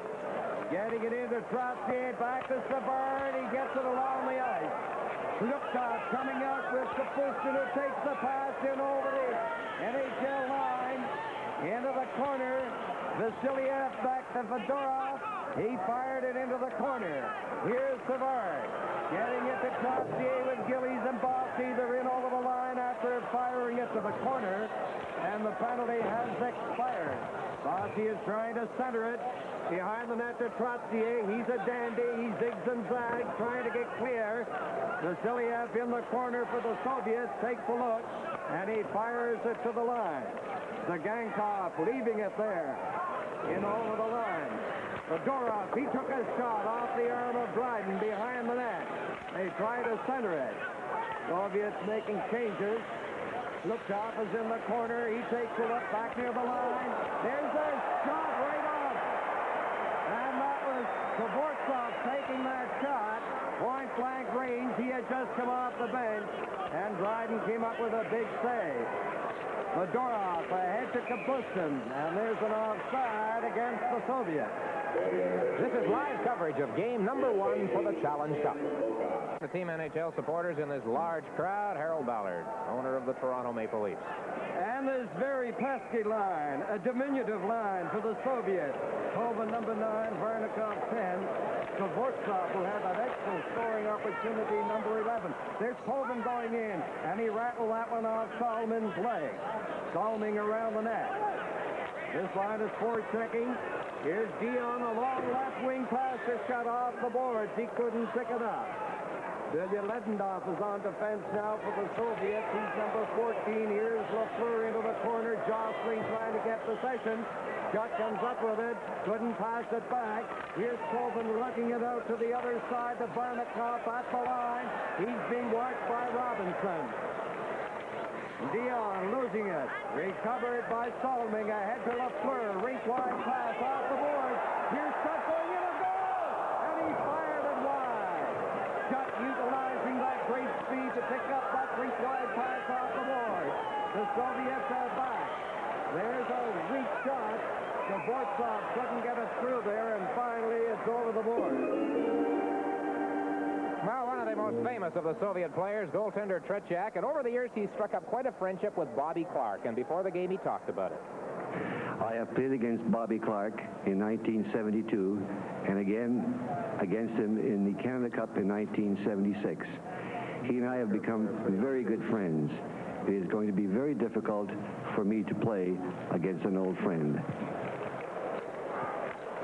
5 minutes and 18 seconds left in the second period. NHL 4, the Soviets 1. Now the Soviets, Picard going in, and Bryan came out, and he cleared it down to the Soviet line. Verbuchen takes over, organizing the Soviet attack. He was bumped by Lanny McDonald. They fight for it in the center ice area. Now along the boards, Lanny McDonald, a long, wide, weak shot. Along the boards, Vasiliev left it for Petrov. He cleared it to the other side on the left side for Buchan's pass.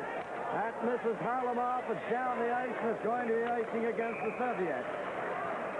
Well, there's Barry Beck, and let you in a little secret, Bobby. Scotty Bowman, on a flight home from Washington last Sunday night, I was with the Canadians, said to me, who do you think could be the surprise of the series? Naturally, he never answers Scotty because he's always got a surprise for you in return. He said Barry Beck. Great confidence in him. Very impressed with him the last time Colorado played against Montreal. And a lot of pressure on Beck, Bobby, with only 4 defensemen in the lineup tonight. Well, he's played very well for the first period and a half, and he's been super. Yeah, tough spot for him, but he's doing well. Harlamov breaking out quickly. Fades over to the right side. He chases it. He's watched by Beck. And that is an offside, and now you gentlemen can continue on that conversation. One thing, as we look at when Soviet hockey was born, you talk about different styles, Bobby. The coach of the Soviet stands in front of the players. Our coaches all stand behind. Well, their broadcasters also stand down at the ice. That's right, they do. Which appears would be very difficult.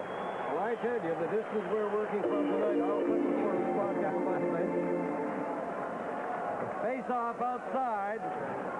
NHL blue line. We have Bossy on the right side, number 25. Trottier at center, Big Gillies on the left side.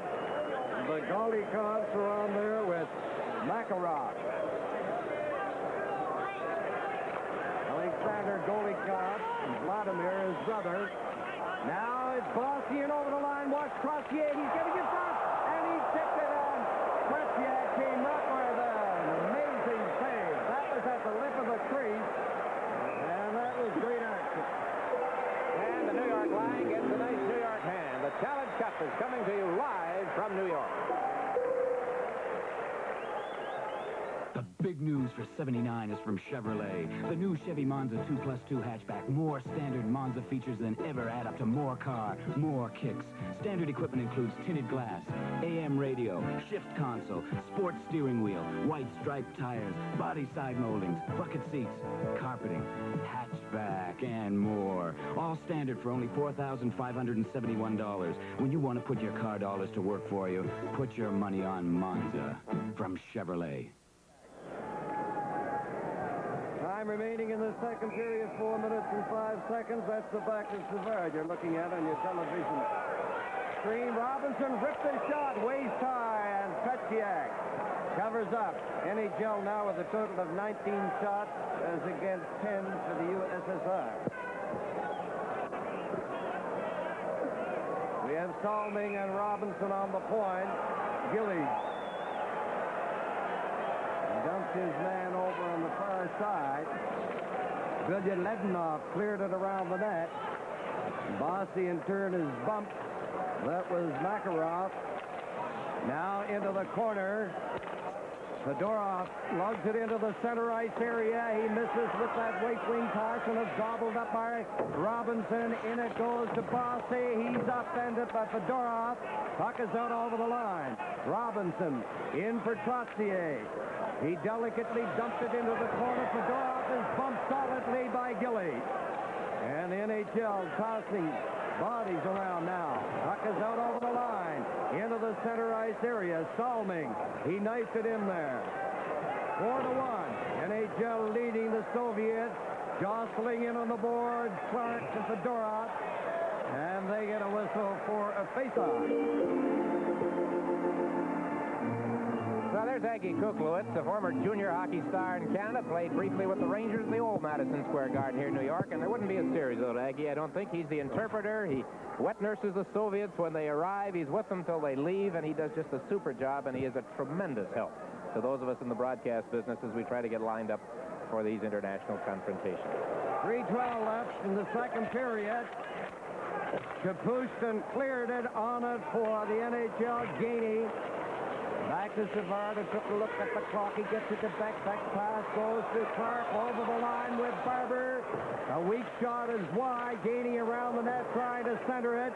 It's on the left side, and the Soviets get it out over the line. Savard to Barber. Over it goes to Gainey right in front, and it hopped over Clarke's stick. Good work by this line. Gainey, Barber, and Clarke. Now Gainey missed his check, went into the board heavily on the far side. There's a pass for Barber. He couldn't negotiate contact. It's down the ice, and it is icing against the NHL. So Barber disputing the call, claims he touched the puck first. Bobby, the game has come and gone as far as the Soviets are concerned. By that, I mean, you pointed out how they started to take things away from the NHL in the latter stages of the first period as the second period began. But they've only had 4 shots on goal in this second period, Bob. But they had 4 good ones. I was thinking just a couple of seconds ago that you know, Dryden's only had 10 shots. But the 4 shots he's had this period, he's had to make great saves. So Kenny came up big when the Soviets were coming on, and that's what you need to have a winning team. And if we can get the good goaltending, although we don't get many shots, it's a tough thing. You know, it's tough to play when you get so few shots. But Kenny came up with 4 big saves for us there. Face off to the left of Dryden. The Soviets, everybody up. They have moved their far point defenseman up to the rim of the circle. Dvorak goes in, couldn't get it away from Robinson. Varnikov stopped him partially, recovered by McDonald. The Salming to the left side, and it's into the center ice area. Kovin over on the far side to Pervukin. A long pass to the NHL line. Lanny McDonald takes a look. There's a neat pass to center. Salming over the line, comes back out, but not in time. The offside infraction occurs. All right, let's take a break from the broadcast booth and join Dave Hodge in our studio. We want you to be with us in the second intermission. I'll be talking with Boston Bruins injured defenseman Brad Park. We'll have a film look at the history of New York's Madison Square Garden, and we'll take a look at Howie Meeker's highlights. Here's Salming stepping in on that right side. Pervukin jams him in on the board. They look for a possession. The Soviets do. Finally, Sittler got it, cleared it to the other side. It's right out in front, and McDonald was checked before he could get his shot away. Dvorak coming up. Missed that pass on the left side. And the NHL clearing it back into Soviet territory to the far side with 1 minute and 30 seconds left in the second period. And as the game goes on, and with the NHL having a lead, the tenacity of the forechecking will increase, much to the frustration of the Soviets, no doubt. You can see that pattern forming now. Pervukin into the center ice area. And there's Lafleur doing the checking. Now Petrov is forced back against Dionne and Lafleur. Mikhailov, his pass into the center ice area. Petrov is over the line. He lost it. Lafleur is checked by Mikhailov. Now Robinson clear to the center. They bang away at it. Not much skating room for anybody. Petrov over the line. His pass hit a leg back into the center ice area. Long lead pass on the left side, but Harlamov was going the other way. Barber stopped to Robinson, carry him off the boards. It comes into the slot. Here's Lafleur with 30 seconds left in the second period. He couldn't get anywhere. Now Dionne ahead to Barber. Jammed in on the boards by Harlamov. Carrying Holding on is Lafleur, and he couldn't get a clear pass in front. Petrov knocked it into the center ice area. Back over to Savard. He's chased behind the net by Harlamov, who took a swipe at him. They both fall against the boards. And with 7 seconds left in the period, face-off in deep NHL territory. Bobby Clarke mentioned to Dave Hodge that one of the big things of their game plan would be to keep the Soviets from those long passes up the center of the ice, and so far, anyway, they've done a pretty good They've job. definitely shut the middle off, Dick. Something they're doing now with a 4-1 lead. They've got that third man coming back, and that's so important. The fans watching on TV may not see that on the screen, but it's so important with the lead, and they've got that third man. And, you know, the Soviets haven't had a 3-on-2 in the second half of the period. So the Soviets with everybody up. A half dozen seconds plus 1. I guess that gives you 7. So they're all lined up here. This is a very important face-off for the Soviets. If they could get a goal here, it could turn this game around. Now Dryden. He has it at the side. Here's Savard taking a look, and he shoots it, and that's the end of the second period. Shots on goal in that period. The NHL with 9 for a two-period total of 19, and the Soviets 11, or 5 rather, for a two-period total of just 11. And that pretty well tells a good part of the story. As Trottier and his teammates, along with Team NHL, leave the ice. And so the score at the end of the second period. The National Hockey League All-Stars 4, the Soviet national team 1. This is game 1 for the Challenge Cup. From Madison Square Garden in New York, we played 2 periods of the first Challenge Cup game in the NHL as a 4-1 lead over the World Amateur Champions from the Soviet Union. Clarke Gillies scored the only goal of the second period. He's the second Islander to score in this game. Mike Bossy, who had one earlier, assisted in the Gillies goal, and there have been 2 Montreal Canadiens to beat: Ladislav Trottier, Guy Lafleur, and Bob Gainey. With me is Brad Park of the Boston Bruins. A knee injury prevents him from playing in this series, and he surely would have been selected to play for the NHL club. Timing, next week, maybe if the series had been played, you might have been there. Hopefully, Dave. I've been skating for a week and a half now, and I've sit in the stands. I got itchy feet out there, but I'm enjoying the hockey game like a lot of people are here. The most talked about aspect of this game prior to it was the fact that Scotty Bowman chose to go with only 4 defensemen, and of course, they would have to play a lot. As a defenseman, would you welcome that opportunity? And it seems to me that these particular 4 thrive on the ice tonight. Well, I think you got to remember that the 4 defensemen, they've been playing a lot all year, so condition-wise, they're in great shape. It's kind of a good rotation for 4 guys in good shape, because you're going to go out there, you're going back every shift, so you're really feeling like you're involved in the game. And it's the type of thing that if it was a 7-game series, it might not be advisable. But for 3 games, I think it'll work. What about the Soviet defense? We asked you before the game to watch them, to pick up any mistakes you thought they might be making, any changes from when you'd seen them in the past, and compare them, if you will, with the 4 NHL defensemen. Well, the Soviet defense are just what they are. They're defensemen. They don't gamble that much. They play strictly defensive. You won't catch them on a 4-man rush too much. You'll find that they'll move the puck quick, and they handle the puck as well as their forwards, and that's quite a tribute. I mean, these guys have been impressive. The thing overall play, I would say that I've been impressed because nobody's really coughed up the puck. I mean, in their own end, if they couldn't find an open guy or move it to some place where it's not dangerous, they're taking the checks, and they're not giving up the puck. The only instance that they really coughed up was on the 4th goal for the NHL All-Stars. The guy made a bad pass behind the net, and Bossy picked up and fed Gillies in front. And that was about the only flaw that I've seen after 2 periods. The NHL defensemen, just as I expect, good puck control, and it's been a real key to the game. They've had an awful lot of help from the forwards. The forwards have been picking up every loose man I've ever seen out there, and they've been playing just great. You could pick 4 stars of the game right now and maybe choose those 4 defensemen the way they played. Salming has made some miraculous plays. Savard, Beck, and Larry Robinson. And as I say, but for a knee injury and the timing of this series, Brad Park might have been another we were talking about. It's nice talking to you. Thank you, Dave. It's my pleasure. 4-1 for the NHL over the Soviet Union. Coming up next, a history on film of Madison Square Garden, live from New York. This is the Challenge Cup.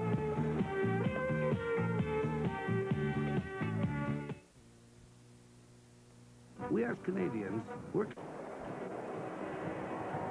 As you know, this series of the century is being played in New York City at Madison Square Garden, one of the most famous buildings for sports in the world. Here is the story of the Madison Square Garden building. The present Madison Square Garden is actually the fourth building to bear the name. It sits over Penn Station on 33rd Street between 7th and 8th Avenues and is, as every hockey fan knows, the home ice for the National Hockey League's New York Rangers. Hockey wasn't played in the original garden, which opened its doors in 1873. Actually, it was an old street railway horse shed converted to house circus-style extravaganzas by famed showman P.T. Barnum. And because it sat next to a park named after the fourth president of the United States, Madison Square, it eventually was called Madison Square Garden. The two main attractions of the original garden proved to be boxing, despite the fact it was illegal at the time, and horse shows, which attracted widespread interest. The second Madison Square Garden, built on the same site, featured a 325-foot tower, the second tallest building in New York at the time, which bore this statue of Diana, the goddess of the hunt, on top. An 1890 New York paper called the new garden one of the great institutions of our time, along with Central Park and the Brooklyn Bridge. John L. Sullivan and Jack Dempsey, along with track star Pablo Nurmi, were big attractions in this second garden. The third garden was built in 1925, and this is where hockey became the major attraction it is now. Lester Patrick managed the first New York Ranger team, and they won the Stanley Cup in only their second year. Today, his name resides in the Madison Square Garden Hall of Fame, along with a host of other former NHL stars. Bill Cook, King Clancy, Eddie Shore, Bobby Hull, Maurice Richard, Frank Boucher, Ching Johnson, Gordie Howe, Howie Morin. And of course, hockey wasn't the only thing going on at Madison Square Garden. Ice shows, six-day bicycle races, and a full schedule of many other events kept the garden at the center of New York's entertainment scene. And in 1946, basketball made its entry into this world-famous sports center with a team called the New York Knickerbockers. Actually,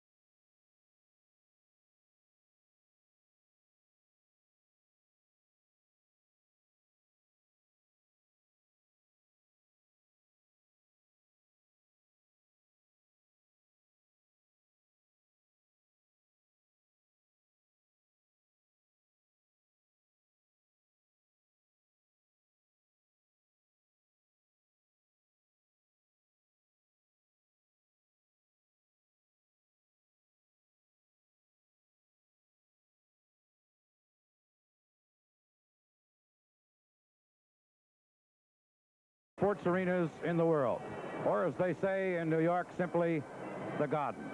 Coming up very shortly, Dave Hodge and Howie Meeker and highlights. It is an important goal. As we said of the Gainey goal, you got to get a buffer on these Soviets because they can strike so quickly. You're up 2, it's a little better, and certainly the 3-goal lead seems comfortable at the moment. Well, everybody says, hey, the Soviets are so strong. Sure, granted, but I think our fellas are off the puck.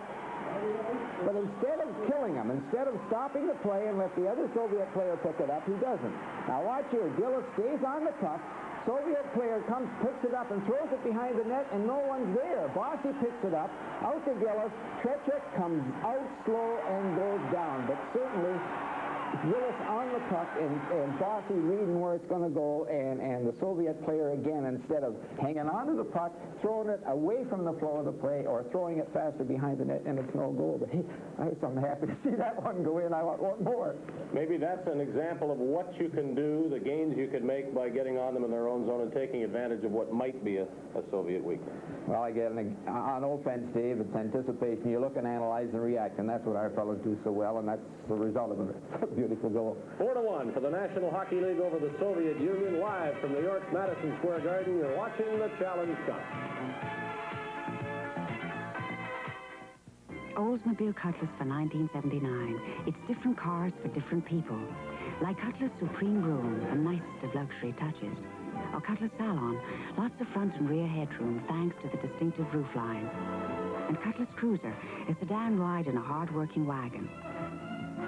Cutlass, solid Olds engineering and that great Cutlass feeling. All available in 79 with a V8 diesel engine. Have one built for you.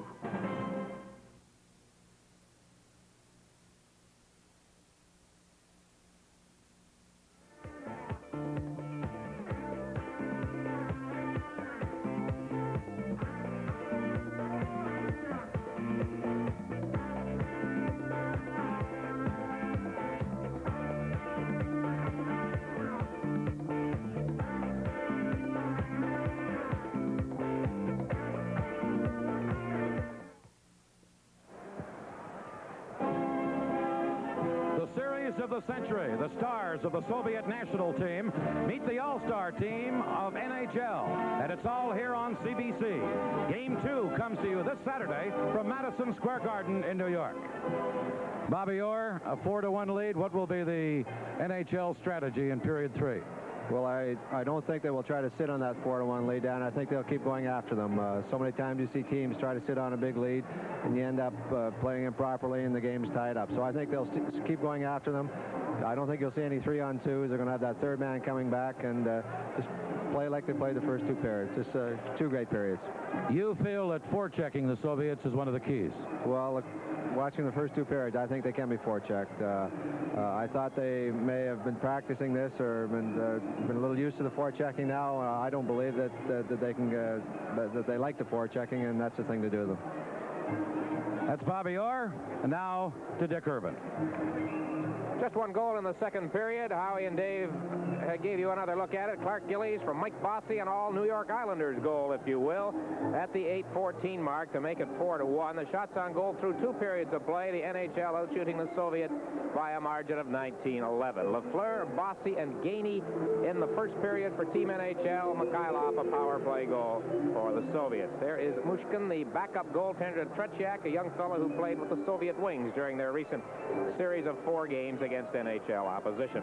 The Moscow 1980 Olympics coin program is presenting to a star in each of these games a silver coin set. The coins include scenes of Moscow and Leningrad and are the official coins of the 1980 Summer Olympic Games.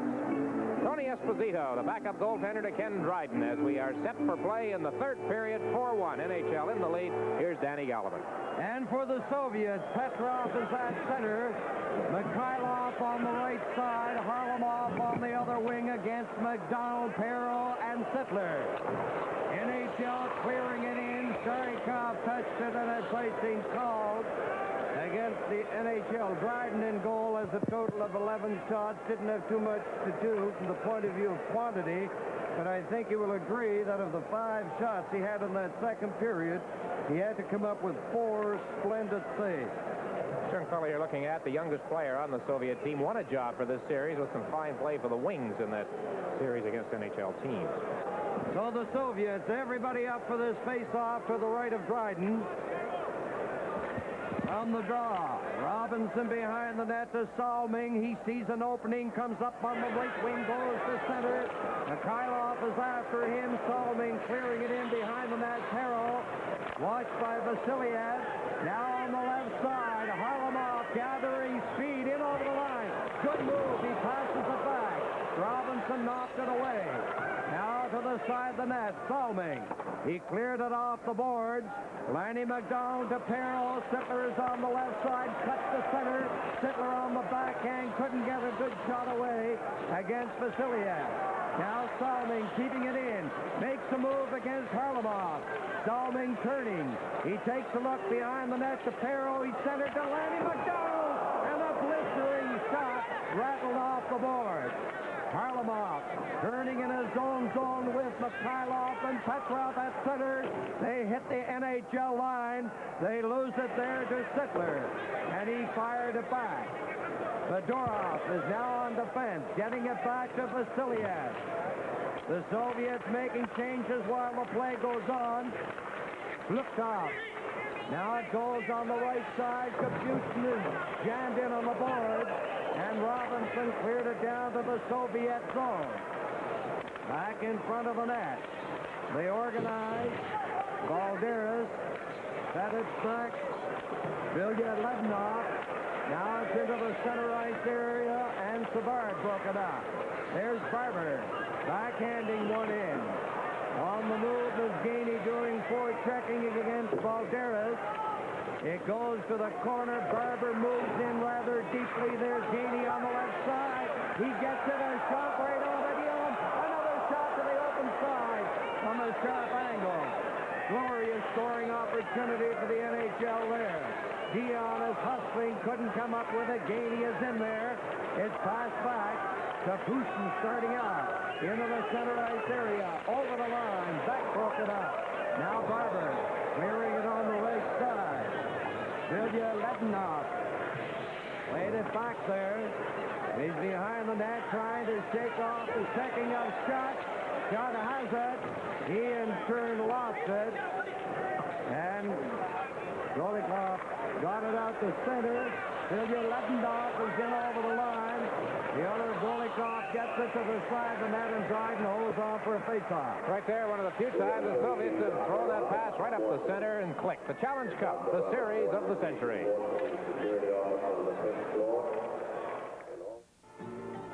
Via Rail Canada. It's a way of making travel enjoyable again. Because Via gives you a choice. A choice of how you go, a choice of fares with our new Fare for All plan, and of course there's a choice of trains. And lots of courteous, helpful Via people. It's your choice.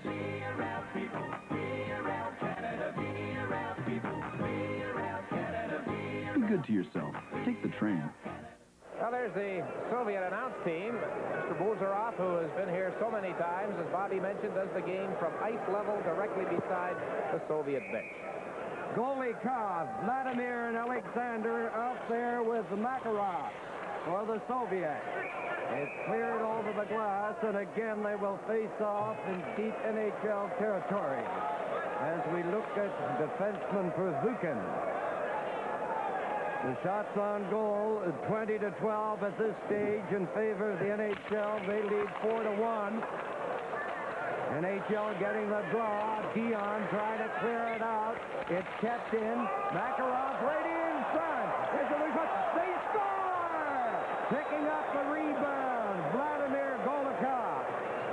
And the rebound was the key, Bobby R. They couldn't control it after Dryden made the first save. Big scramble in front of the net, Dick, and the rebound comes back to Golikov, and Kenny didn't have a chance. He was down. There were 2 or 3 bodies on him. With all the bodies there, you think I would have stayed under, but fortunately they didn't. Well, early in the third period, the Soviets get on the board for the second time, and it's now a 4-2 hockey game. A close-up look at Dryden's first save. The pile-up with him pinned, and the rebound into the net. So a big goal for the Soviets. 4-2, NHL leading. Vasiliev, the veteran defenseman, Ahead to Golikov, who was upended at center by Trottier. Now Perreault in the corner takes a look. There's the announcement on the goal. To the side of the net it comes. Dryden covers up. Robinson failed to clear it out. It's centered right in front of the net. Alexander Golikov couldn't get a good shot. Gillies coming up with Trottier and Bossy. They clear it into the Soviet zone. Trottier behind the net to Bossy. Back to Gillies. There's a weak shot. It's in the crease and Trottier covered up. Now there's the young man who scored the goal, and the younger of the two Golikov brothers. And obviously he puts the puck in the net back in the Soviet Union as well.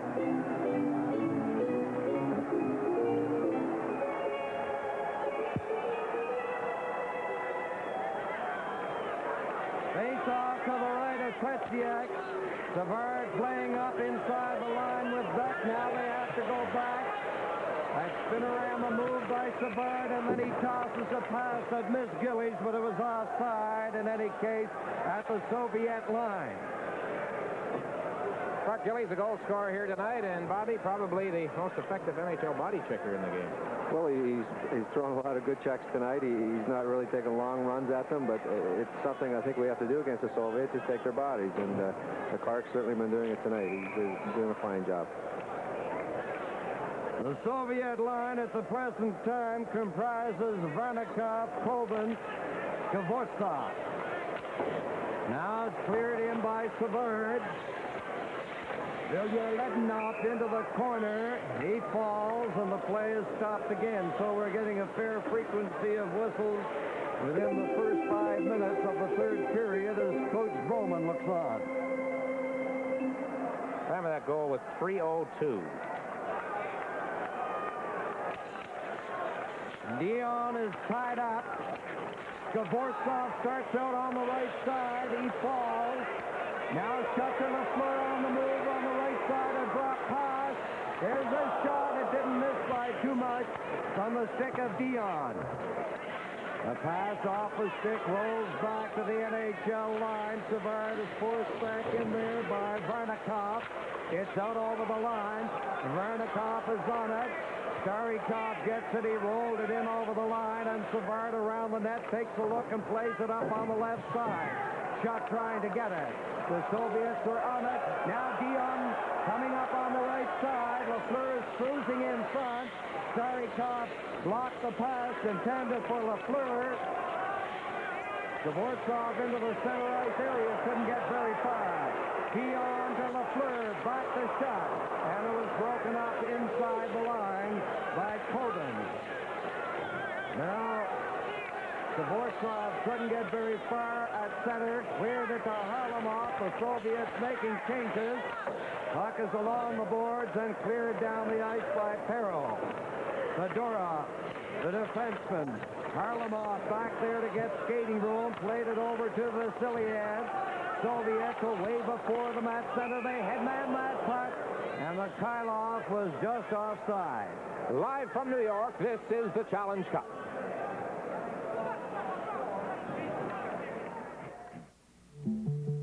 Zenith announces a breakthrough. System 3. The best Zenith ever. A brand new picture tube for the sharpest Zenith picture ever. And an all-new modular chassis. Designed to be the best performing, the most reliable color TV in Zenith history. Zenith System 3. It's the best Zenith ever. One of the distinguished spectators here tonight, Dr. Gunter Sabetsky, president of the International Ice Hockey Federation. Face-off outside the Soviet line. 14.5 minutes left in the third period. NHL 4, USSR 2. Perreault got it to the wing to Robinson. He fed it in there. The strategy of the NHL to get possession, clear it into Soviet territory. Try to hem in the Soviets before they can get that speed utilized. 17,438. Well, here we see Chris Gambatti, Billy Harris, and the CBC radio crew handling the game on the other side of the arena. Lanny McDonald missed on a golf swing. It's lugged into the center ice area over the line. Harlamov jammed out of the play by McDonald. Robinson to Sittler. He lost it to Mikhailov, who whipped it in over the line, and it's returned up by Salming and propelled down the ice by McDonald. There's Perreault trying to center it. Here's Sittler returning it to the far side. Harlamov turning, coming out. He has some great moves. He hasn't shown too many tonight, however. He lost it. They failed to clear it out the first time, the NHL, and then McDonald, in clearing it, had to go over the glass. NHL officials working tonight. Bob Myers, the referee. There will be NHL linesmen in all three of the games. Andy Van Helleman of the NHL will work the third game Sunday, and on Saturday afternoon, the referee will be the Soviet official, Victor Dombrowski. The linesmen will change for each game.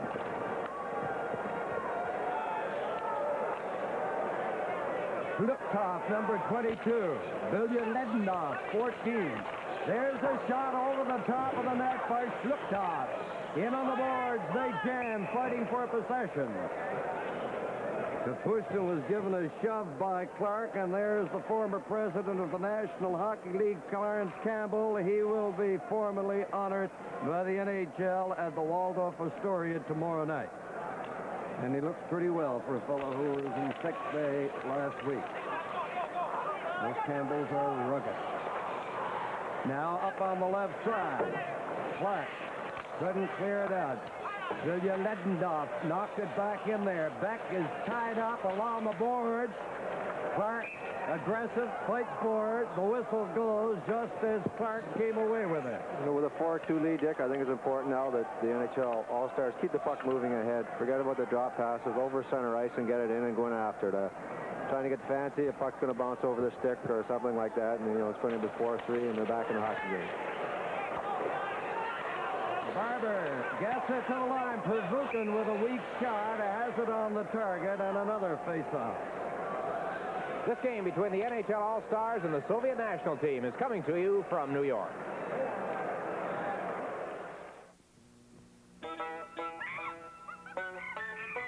Can I help you?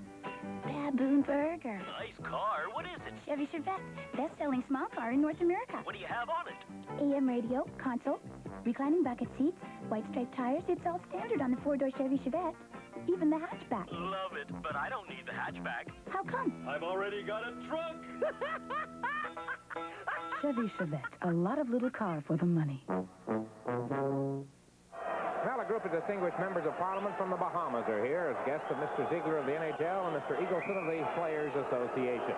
Players Association meetings will be down there this spring. Hockey League and Canada cameras will be there to cover it.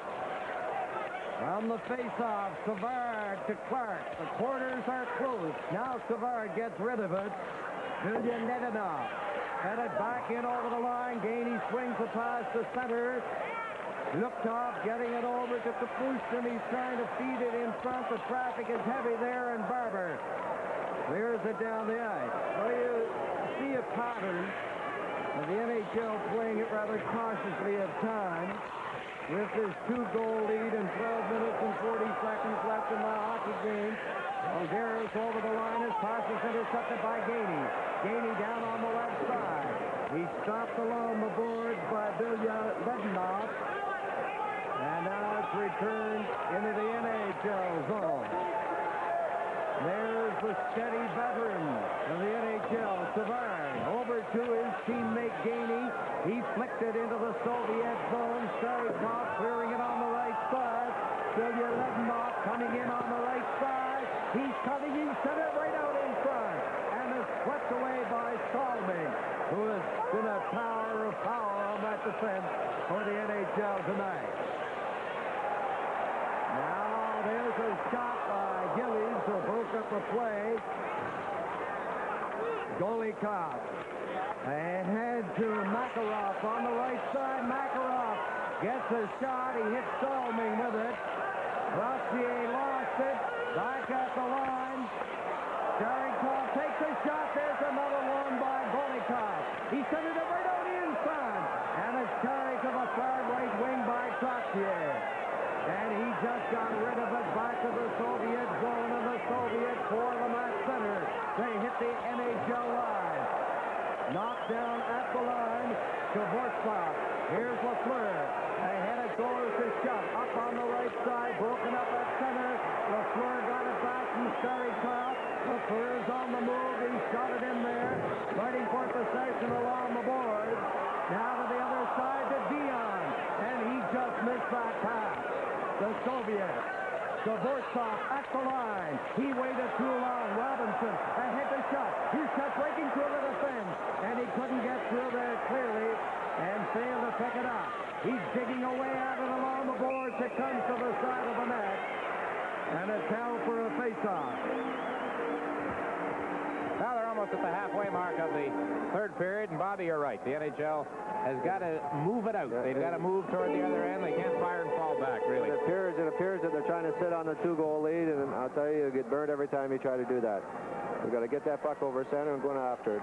In our end, in their end, they've got to be careful, get it out over that blue line as safely as possible, because the Soviets are skating right now. 4-2. Back to Shutt. He winds up and the shot ricochets off a leg. Perreault is looking for a loose puck. They jam in on the board. Dionne and defenseman number 2, Fedorov. There's Dionne and Lafleur. He's been a hard worker tonight. Well, Bobby, the Guy Lafleur the Soviets are seeing tonight a different player than in 76. Well, I think he's a better player now. I think he gets better every year. Takes another shot. Fedorov in front of it again. He cleared it to center. Salming to Dionne. He misses Shutt with it. He goes after it. Shutt does, and the pass went off to Vorskla. Back it is into the Soviet zone. Canadians moving up there to do their forechecking. There's a pass on the left side. It's lugged in over the line. Called on the offside against Fedorov. You are watching the Series of the Century live from Madison Square Garden. Canada is a big country. From the St. Lawrence to the Pacific, there's mile after mile of always changing, always beautiful scenery. To span these vast distances, Reimer Express offers Canadian industry fast, reliable service on a daily scheduled basis. A small shipment or a full load, Reimer Express has the necessary experience, equipment, and personnel to provide the service you want. Reimer Express. We've got what it takes to take what you've got.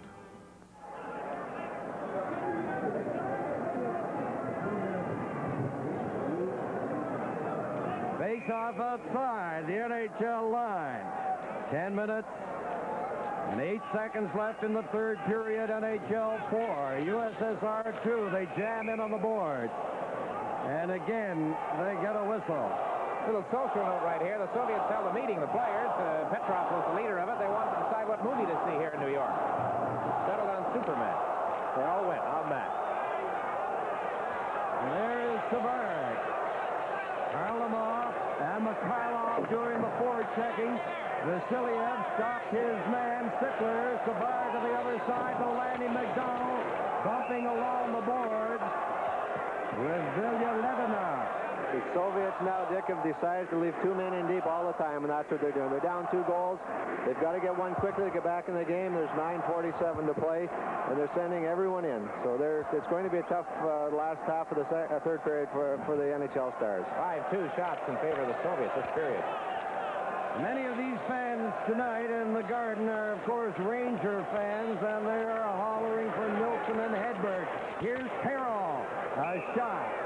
And it went off Vasiliev's stick over the glass. With the frequency of the whistles, of course, the pace of this hockey game has slowed perceptibly. And it's understandable, I suppose, because of the cushion by the NHL. And we speculated at the end of the second period that at times they would play it in a rather cautious fashion in this third period. Shots on goal, 21-16 in favor of the NHL. A weak shot by Perreault. Vasiliev tried to set up Harlamov. Now a long pass. Sittler took the rink-wide pass from Savard.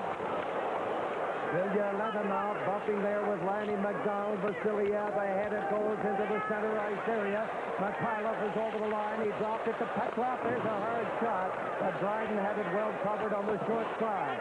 Here's young Beck from the corner. He flipped it ahead. It got by Sittler.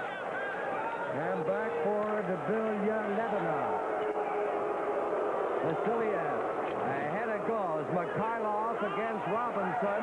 It's in over the line. Harlamov bumping along with Salming. They go down. Petrov is trying to get it loose, but the whistle sounds, and the play again is stopped. Now there's Mihailov, the captain. He keeps hollering at the linesman. I don't know whether they can understand him. Face-offs in the second period. Bob, again, the NHL controlled it. Out of 25, they won 16. So 36-19 over 2 periods. Important. Clarke wins another one. Robinson around the net. Barber looks behind him. Lukhtov slapped it away from Clarke. And again, a face-off. This time, just in over the NHL line. Now Scotty Boland's hearing it, as Danny mentioned, from the fans. Every time he makes a line change, and Nilsson and or Hedberg don't show up, they boo. Robinson. Salming returns it. Now Gainey cleared it up on the left side. Lukhtov is back there to the other side to Kapushkin. He ran into Barber. Pervukin tying up Barber. And the whistle brings the face-off down into Soviet territory. This is live coverage of game number 1 for the Challenge Cup. There it is. The last one. What a night. Hey, Terry, celebrating with us? Well, there's no two ways about it, Terry, old pal. You really did it this time. What's the occasion? Well, you knew they'd go for it. And the reaction? Hey, all right. Brador, no less. You'd have thought they'd never seen it before. Next time, bring out the Brador. Your generosity will be appreciated, and your good taste remembered. It has been ruled by the official that the NHL was responsible for holding the puck in the corner, so the face-off outside the line, and it's drilled back in by Salming. To the far side, Gainey bumping with Starikov along the boards. Now Starikov, he misses Kapushkin by 3 or 4 feet with that pass. Salming up on the left side to Gainey. Clarke trying to come up with it. He does. Clarke is over the line. There's the shot. Pervukin got his stick on it to deflect it wide. Starikov. He hits Balderas at the line into the center ice area. Balderas stick handling beautifully in over the line. Still with it. Now he is belted by Barber. 3 NHL players coming back. Barber right in front. And a kick by Gillies and a scintillating save by Trottier. Lukhtov over the line. Kapushkin winds up and he fired it. And it went off Robinson's stick over the net and over the glass. Boy, NHL sneaked an extra player out there. Mike Bossy hopped on very quickly. There is Tretiak. What a super stop he made. Bobby on the deflection by Clarke Gillies. Billy Barber makes a fine play here. This was Gillies' strength. He kept in there with sheer strength. He's having a heck of a game too, Gillies is. And Barber put I forget who was it he hit. Oh yeah, that's a good one. Was it Balderas coming across? The goalie Cobb and Makarov, the forward line for the Soviets. Bossy, Trottier, and Gillies. There's Gillies getting a Trottier pass. Vasiliev swings the pass for the Soviets. Golikov breaking through, and Dryden knocked it to the right wing board. Now it's right in front. Golikov takes his shot and deflected off Dryden just wide to that far side. That was a close call. The Soviets battle for it. Along the boards in front. Golikov. And he waited too long, and he lost it. Bossy coming out with Trottier. Trottier digging into the corner. It's knocked away from him by Fedorov. Now Vasiliev behind the net. He headmans the puck to Golikov. He lost it to Lafleur with that ahead move. Then he was knocked off balance very effectively by Vasiliev. Puck at the Soviet line. Alexander Golikov got it out. Bringing it back in as Dionne working into the corner, puts on the brakes along the boards against Vasiliev to Lafleur, and the Soviets start out over the line. 2 of them over on the far side. It goes to Potvin. He had just come off the bench and is called on the offside. 6 minutes and 4 seconds left in the hockey game. I think Vasiliev is known as the best body checker on the Soviet team, and he did a good job on Lafleur. Not too many defensemen can get the hip into him when he gives you that wide move toward the boards. He threw a heck of a hip check, a Bobby Bond hip check. Right.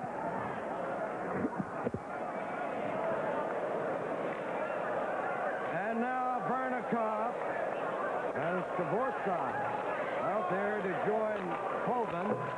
Robinson has it. He cleared it through center. At the line. Shutt fighting for possession against Bernikov to the far side. Skvortsov into the corner. Potvin trying to center it.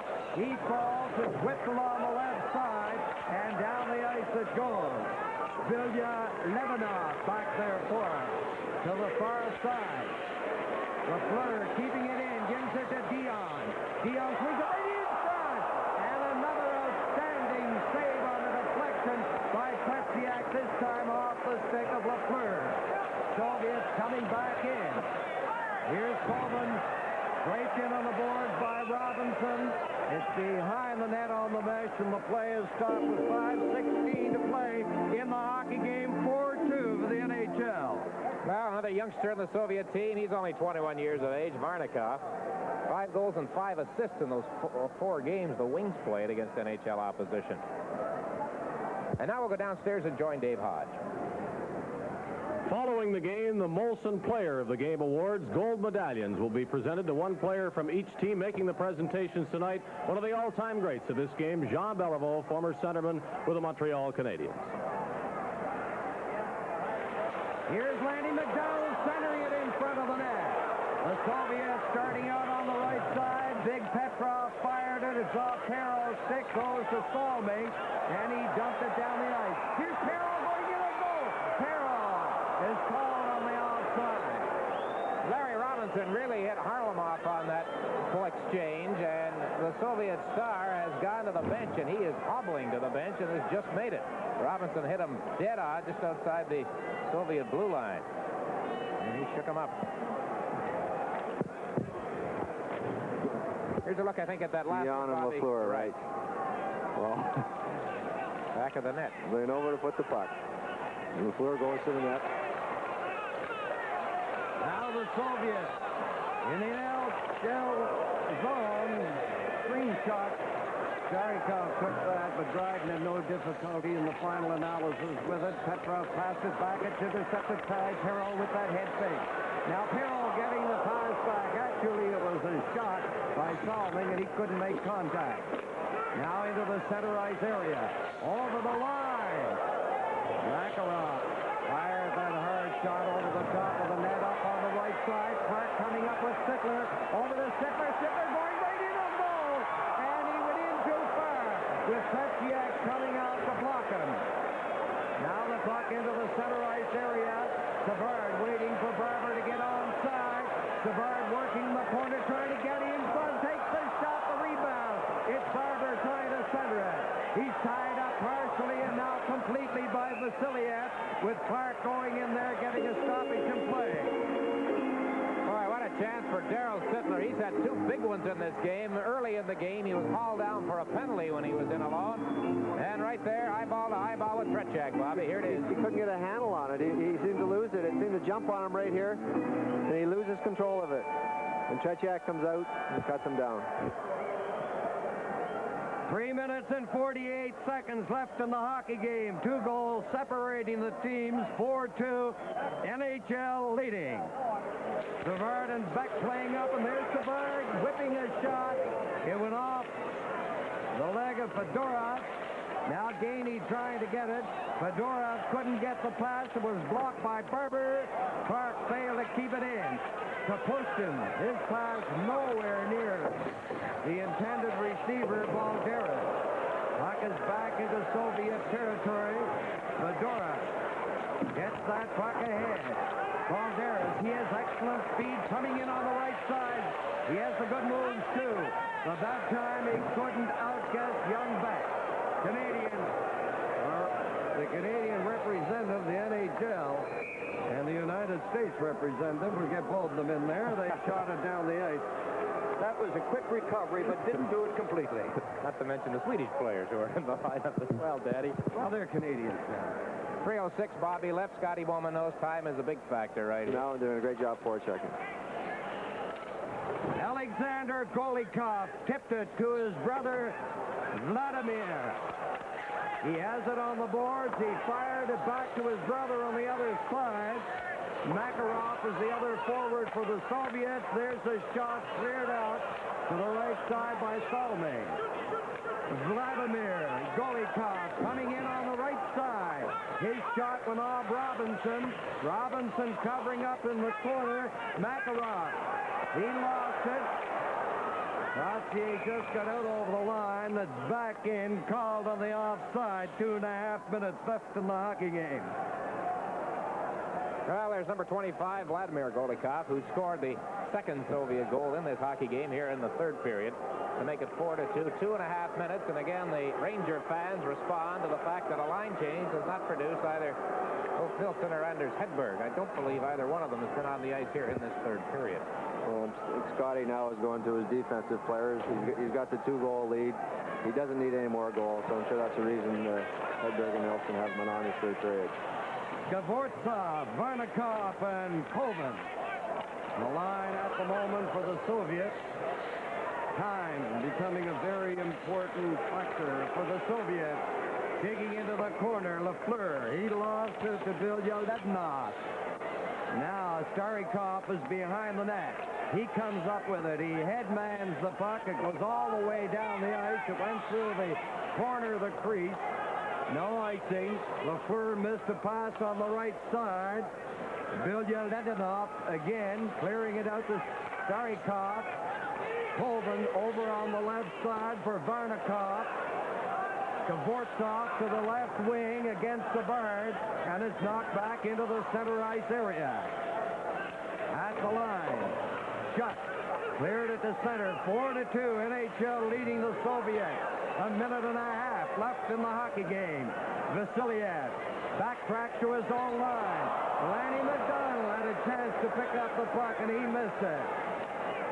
Varnikov fades to the left side, back to Vasiliev. That had something on it. That was almost eye-high. It went off his stick and ricocheted, and Dryden had difficulty. He made that move, that unnatural move at the last split second. You could see it from here. Now on the left side, coming in over the line. Mikhailov to Petrov. Less than a minute to go. 57 seconds left. Makarov on the left side. The pass intended for Mikhailov. Robinson knocked it to center. Vasiliev clearing it to center to Petrov. To Mikhailov on the right side. Ran into Perreault and Robinson. Robinson back near the corner to pick it up to the other side to Lanny McDonald, who propelled it down into the center ice area.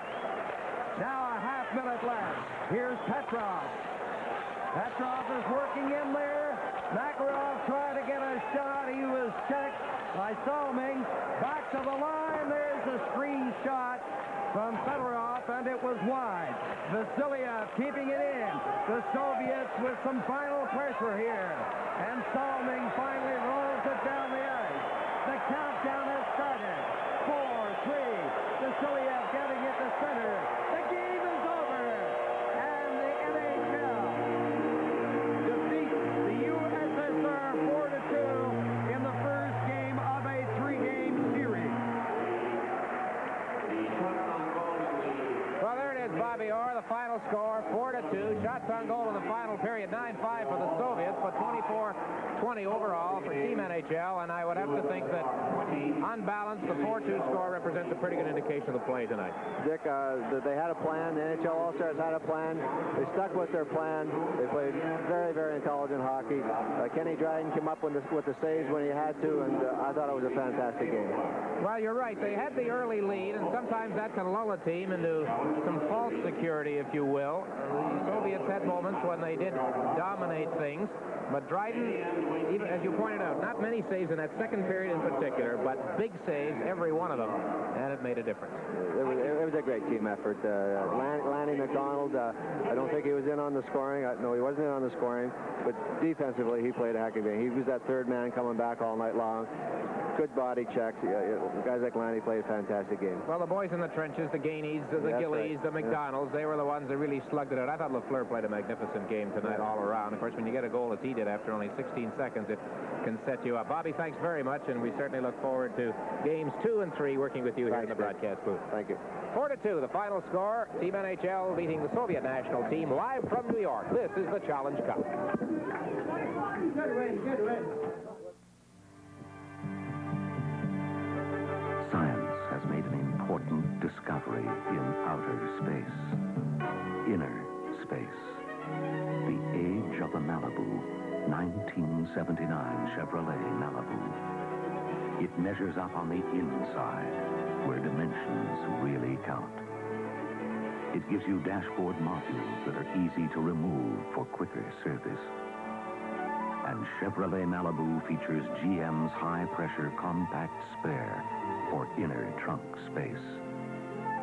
And the standard V6 engine saves space, saves weight. 79 Chevrolet Malibu. It has more for you on the inside. A new star in the age of inner space.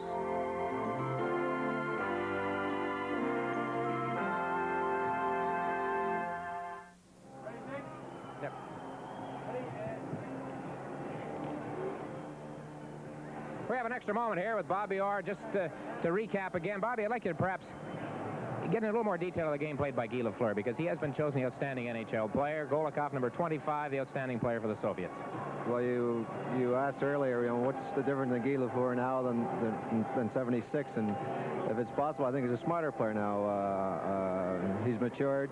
He's often, or I've often heard people say, well, defensively, he's not that good, but he's got the puck all night long, and if you've got the puck, that's a great defense. But he's just improved since 76. He's just a fantastic athlete. When they talked about the setup of the series, they said, well, you're going to see Lafleur and Balderas, and, we say he's our best. They say Balderas is their best. Tonight was really no contest. I can't recall. They had Balderas shackled all night.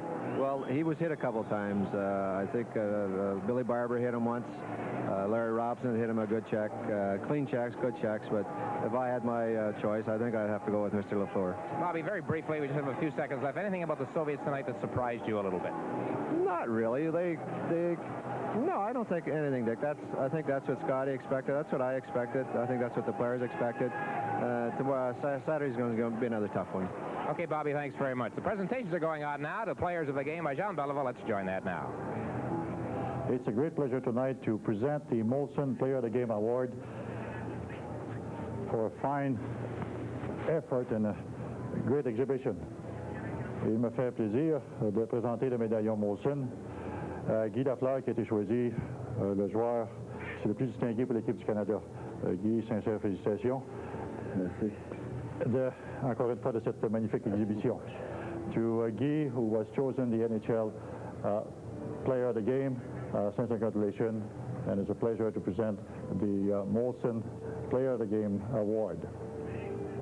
What have I got on camera? So there you have it. Jean Beliveau, one of the all-time greats who never really got a chance to participate in something like this, a big international confrontation, officiating at the ceremonies honoring the players of the game. 4-2, Team NHL winning from Madison Square Garden in New York. This is the Challenge Cup.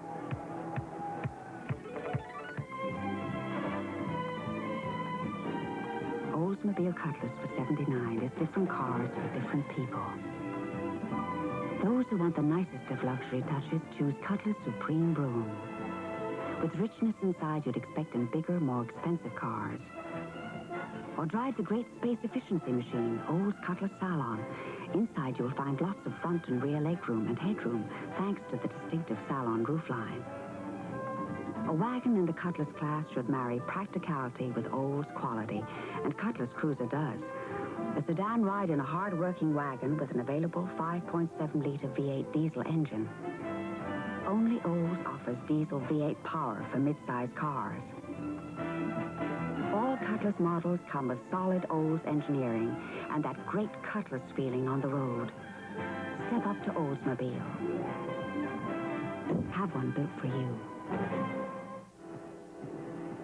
The National Hockey League wins the first of 3 Challenge Cup games by a score of 4-2. Guy Lafleur and Vladimir Golikov are selected as the players of the game, and the NHL got a quick lead, which was very instrumental in this victory. A goal in the first minute by Lafleur, and then at 16:22 on a power play by Mike Bossy. The Soviets had their moments where they controlled play, and Boris Mikhailov on a power play seized one of those moments to give the Soviets their first goal. But Bob Gainey scored a very big goal to put the NHL in front 3-1, and then the only goal of the second period was by Clarke Gillies, giving the NHL the 4-1 lead. They played with that lead in the third period. The Soviets got the only goal by Golikov, and the NHL wins 4-2. But this series is not over. There are 2 games left, and you could not say that the Soviets were outclassed. Tonight, they were outscored. The next game will be Saturday afternoon. Note the starting time, 2 o'clock from Madison Square Garden, and we hope you'll be with us after watching this one. There's more great hockey coming up. Great stars. There could be lineup changes on both sides, and the NHL needing 2 victories to clinch the cup and wanting 3 victories to show domination will be at it again on Saturday. We bid you good night from New York. Game 1 of the Challenge Cup, the series of the century, has been brought to you by your Pontiac Buick GMC dealers and by your Chevrolet Oldsmobile and Chevrolet truck dealers across Canada, and by Molson, Canada's name in beer since 1786.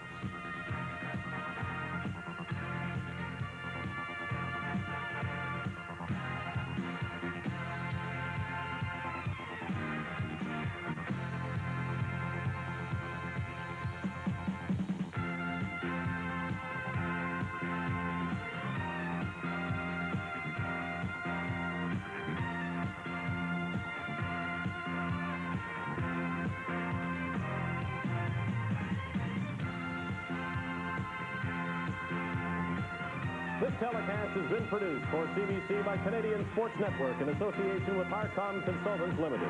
It is protected by copyright and is intended solely for the entertainment of the viewing audience. Any rebroadcast or reproduction of any kind in whole or in part with a... Tonight, on the other NBA game, Madison Square Garden tonight, the first game in the best-of-3 Challenge Cup series. The NHL All-Stars defeated the Soviet Union national team 4-2. Here with a report for Channel 7 Sports is Bud Fotopoulos. It was billed as the series of the century, the top Soviet stars against the top stars of the National Hockey League.